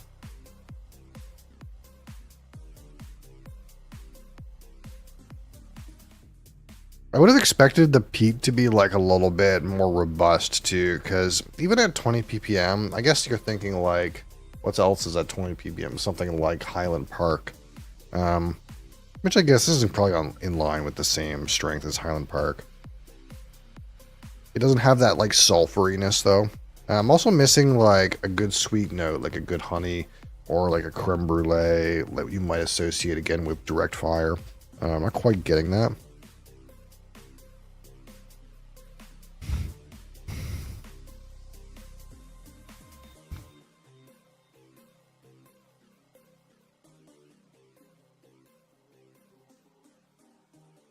There's like a little bit of sweetness in there, but it's hard to get. This isn't bad, but it's kind of like missing in a few places for me to make it truly excellent. And it could just be the fact this is a non-age statement whiskey. Maybe like if we get to 10 and 12 years, this like gets to be really nice. But even for like, you know, whatever the hype is about Japanese whiskey, whatever this particular bottle is doing, it's like fine. You know, if you bought like a pretty like economical 12-year-old scotch, ended up with something like this, you know, I think you'd be satisfied. And that's kind of like the price range that you pay for this, something like around a 12-year scotch. So in that way, it's not bad. It's got some good dimension, but it's not blowing me away. It's not knocking my socks off. And I know that Japanese whiskey, again, to a certain extent, it's like about somewhat the art of the blend and being delicate, and this idea, but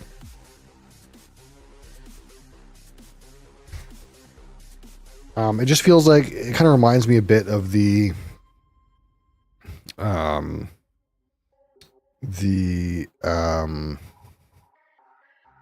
what do you call it?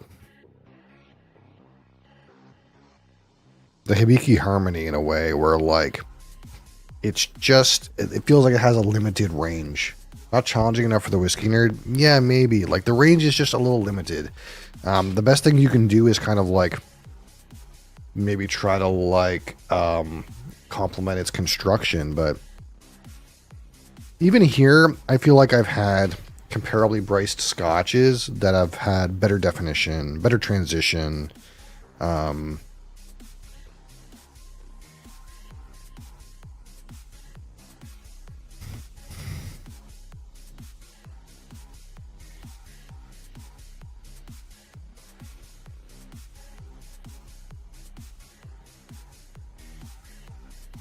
a lot of ways, it does kind of taste like a Highland Scotch. So I guess they kind of got that right in terms of a guy going to Scotland, learning about Scotch and trying to reproduce Scotch at home. But in the same tradition as Scotch, you know, the sweet spot is 12 to 18 years. more if depending on who you ask, I suppose. But you know, maybe he just needs a little bit more time to really be the next level. It does fairly well, I think, for being a non-age statement product. But yeah, you know, kind of limited in range. And part of it too, I think a little bit is, you know, part of my favorite part about peated Scotch is like the smoky components are like so phenolic and so like being at a real campfire almost, like a smoked, like a savory smoked a meal or this kind of idea, like something that came out of a smoker but it's a liquid. And this is not hitting like that. It's not that it's unpleasant. It's a nice like sort of tobacco and earth dimension to what would be like a bourbon barrel Scotch whiskey, but it's not like my preferred presentation of a peated whiskey. And I think that like just loses some marks for me personally. It wouldn't be my preference. So like that has something to do with it, right? But we're not going to call it bad necessarily for that reason, because that's like a preference reason. I think the places it could improve is just that it feels like it's fighting in a certain space, and there's a soapy note. That's like the one thing.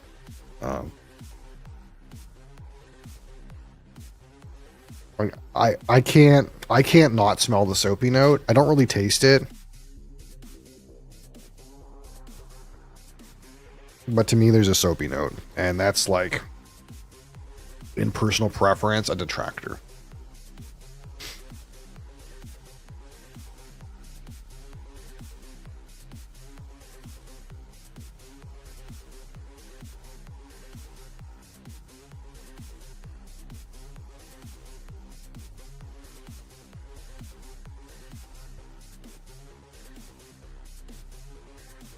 This little shit. Why is there always one? Feels like I always kill one, and the next time there's another one. Gotcha.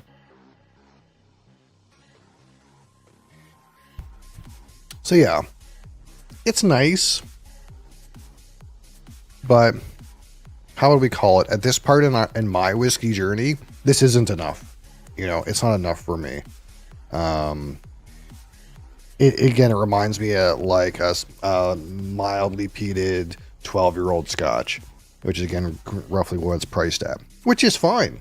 You know, it's fine, but it just takes a little more, I think, to really impress me. And to go to a different country, again, it's not Scotland, so you know, we're thinking, well, what's to make the Japanese whiskey unique? And right now it feels like it, you know, the unique part is like the subtle sort of tobacco-y smoky part, which to me is not to my preference. Maybe it's somebody else's preference. What do they say about it? What do they say on the back here? I just want to see if it says anything.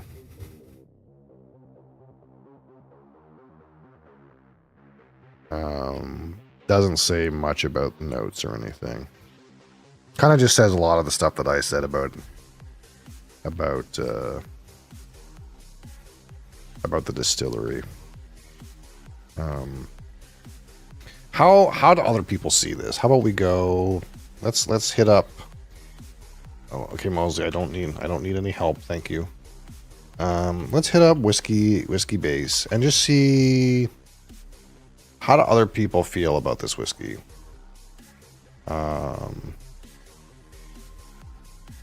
Scotch? No. Unfortunately, we managed to pick something that wasn't Scotch. Streamer help. Uh-oh. 19 more keys? What?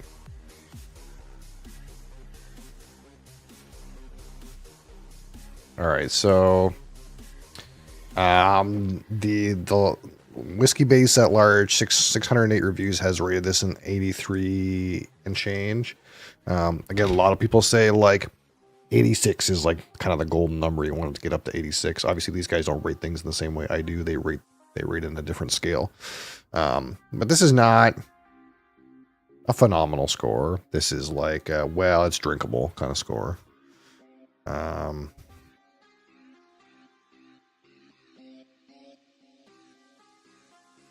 Plum and milk chocolate, tree resin. This guy's in a different dimension than me.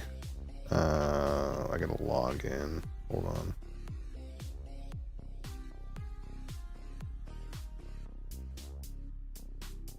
Don't you love it when guys are in a different dimension from you? You start reading their notes and you're like, oh, you're actually an alien.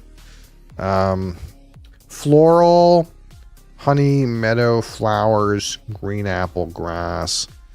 I'm surprised this guy doesn't get like the smoky element. I don't hate this guy's notes, but I totally don't get this much sweetness. Like this guy says floral and flowers and meadow, and to me this is like a soapy note. It's the same note though, I'm almost for sure. Deliciously balanced, slightly smoky, thinking of an extinguished campfire. Okay. Undertones of banana and cassinade. Help me, Google. Brown sugar, particularly of a type slightly refined, moist, and lumpy. What a word to use. Slightly smoky, spicy, flat. Don't hate this word, flat. It sounds bad, and this guy rated it bad, so he probably means it bad, but it's not wrong.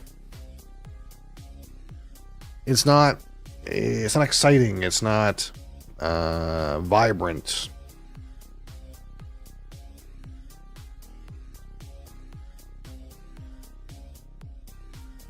A little simple without any flaws. Simple nose, slightly powdery. This guy's going to use the word powdery to describe that.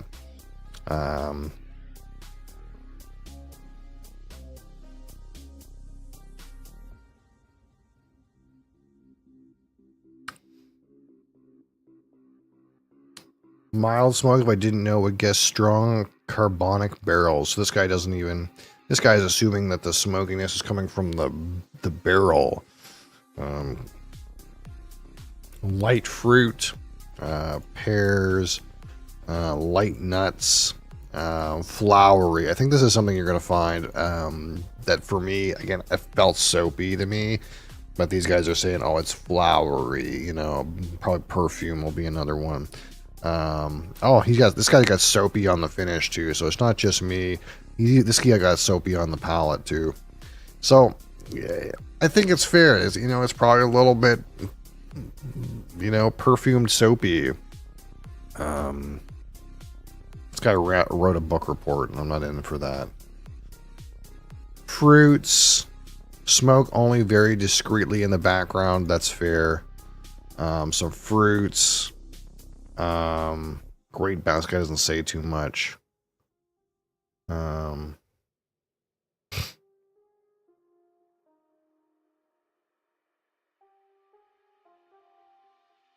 Deciding on 81, but having tasted this right after Laphroaig 10, experience was quite dull by contrast between the two. Fair. Doesn't have the power of Laphroaig in nose nor mouth. Absolutely true. A special whiskey bought for my birthday. Oh, unlucky. Smoky and dry. Smoky with hints of fruits. Feels very sweet down the throat. Interesting. I could not find a sign of Japanese whiskey. The closest analogy would be Oban or Highland Park. I don't hate this, actually. This guy compares this whiskey to Oban, which, if you took the smoke out, it has some similarities to Oban.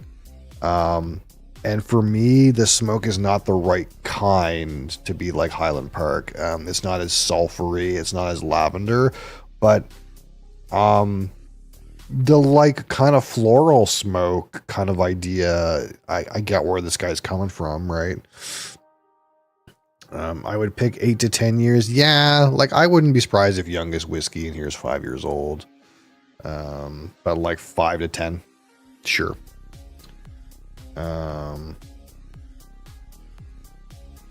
Citrus light smoke reminds of Oban Ardnamurchan. Ardnamurchan's not a bad comparison. It's kind of got some similar characteristics to Ardnamurchan smoke. Talisker and Highland Park for me are not the same. Wet leaves, I'm not sure I'm there with that. Sweet sour fruit, yeah. Pleasant but somewhat shy.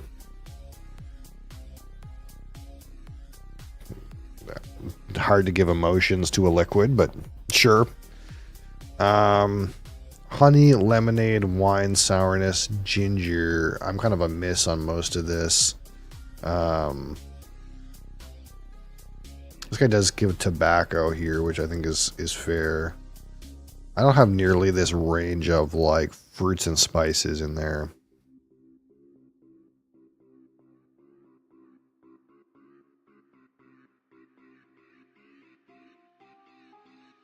Well,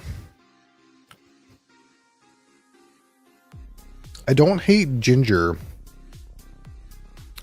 And why where this guy says wine sourness, I kind of get what he means.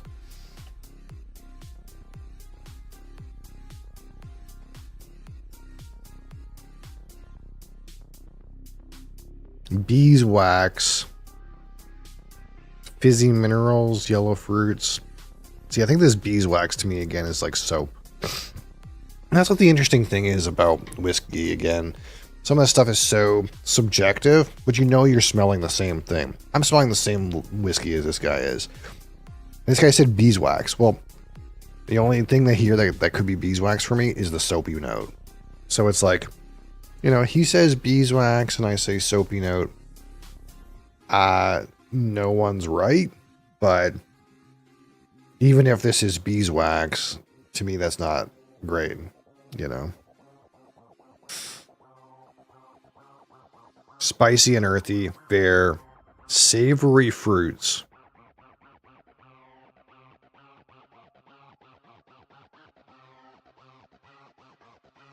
Is that possible? What's a savory fruit? Google help me.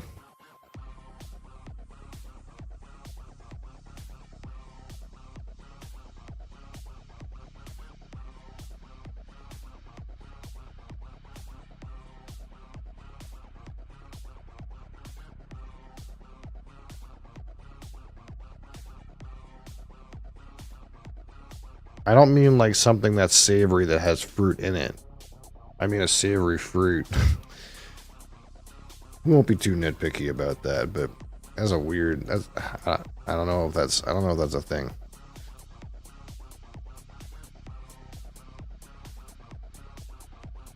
Perfumed Granny Smith note.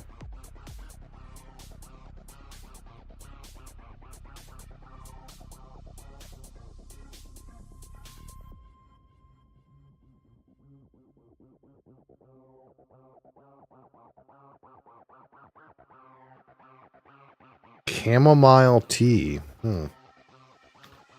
Butter biscuits. I don't know how you get that. Leather, walnut, lemon zest. I can get there with most of this stuff.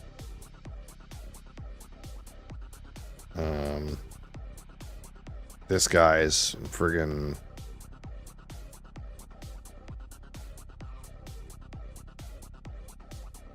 This guy's writing a dictionary for how many notes you can get in a whiskey. Like, this isn't actually the notes. This is like a dictionary for you to pick from what ones you got. There's no way this is interesting enough that you can write a paragraph of one-word notes. Just, I hate to see how this guy describes a whiskey that's actually complex. If he's getting this many words out of this bottle. I think there's There's something to be said for doing more with less. This is too many words for this bottle.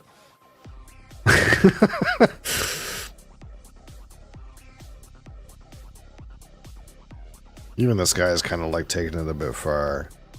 He's comparing it to some Highland whiskeys, which I think is fair, but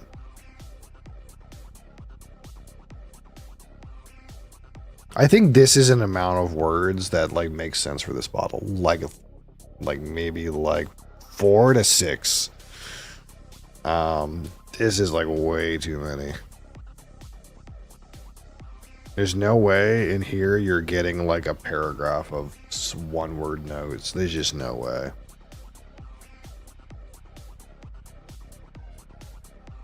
Unless they're just all synonyms of each other, in which case you didn't need to write them to begin with. It's not that interesting. Okay. Well, fair enough. I don't hate this score. I think the score is about accurate. It's not a crazy whiskey.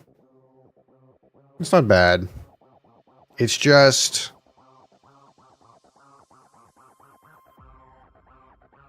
simple. Not doing enough.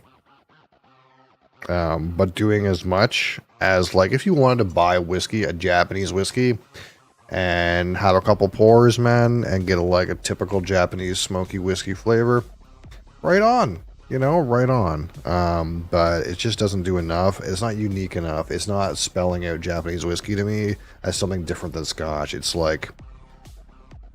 feels like a Highland Scotch that's a little bit young in some ways. Look forward to getting an age-stated one. 12 years. Give me a 12-year-old of this. It would be in a better place. Spare the soapy note, though. Spare the soapy note. So, not bad. Not seeing the hype. Japanese whiskey, huge hype. You know, maybe we need a Yamazaki. I don't know, but from everything I've heard about the Suntory distilleries, though, it's like, you know, they're fine. You know, it's a fine 18-year-old Yamazaki for $800 or something like that. So, I don't want to say I'm disappointed because in some realms I expected it to be not that complicated, but in some ways I kind of like... I was hoping for a new experience and kind of didn't get much of a new experience. So in that way, it's a bit of a disappointment, but that's okay. We'll keep exploring some more Japanese whiskeys when we have the opportunity. Tomorrow is Thursday, so we will do one of the mystery things. We could do chartreuse. Or Jaeger, or a stout, or a soju, or something like that. Something out of the fridge. We'll give it a try tomorrow.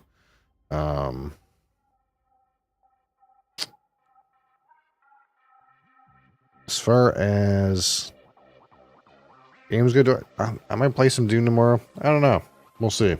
I've been really enjoying playing some board games, which I know is really fucking boring to watch unless you know what the games are like. But in some ways, I'm kind of hoping like I'll shove some like maybe short form like how to plays out there, and maybe people will learn how to play. I don't know. It's one of those realms where I know it's like not the most popular thing to broadcast, but it's something I really like. So we'll see. I might play some Dune. I might not. We'll see how I'm feeling. I do like Dune, but like I'm at that place where like I gotta grind to get some upgrades, and I don't know. Like I've uncovered most of the map now, and I'm like, well, now what? If I go to the PvP area and get some titanium and upgrade my stuff and have a big base, then what? I think I need that DLC to come out. Show me something interesting. Something I want to do. I think that's the one thing I'm missing. The like land strat and the like PvP is not that interesting to me. So I've like gotten that point with Dune where I've got past the initial dopamines of like, hey, we're gonna do some interesting things and build some stuff and mine some more and build some things and it's cool. And I'm looking at the future and I'm like, well, if I grind all this stuff and spend like 2 months grinding this stuff, where will I be? And there's not much there. I'm like, I don't know. Yeah, usually there's like some kind of like in games like this, or some kind of like PvE encounter or some kind of something, and it's like, well, you could engage in like kind of slightly cheesy PvP warfare with other people. And I'm like, well, that's not it. Well, you can make a bigger and bigger base and have more and more stuff. It's like, well, to what end? I'm very much you know, the end justifies the means person, and once the means stop making sense because there's no end, I stop getting interested. So we'll see where we go from here. Thank you guys for being here. I appreciate you. Appreciate you being here. Again, if it's not obvious, we're trying to go down. We're not officially on 4 days a week, but we're trying to go down an extra day. That way, I think it's obvious. I'm not as tired, at least today. So I guess that's the goal. I just don't want to fall asleep on stream anymore. At minimum, I do want to make some more YouTube content, but ultimately, providing more relief around the house is the priority. So we'll do that, and if we have extra time, we do. So thank you guys for being here. I appreciate you. I'm back tomorrow. Same time, same place, same things. And until then.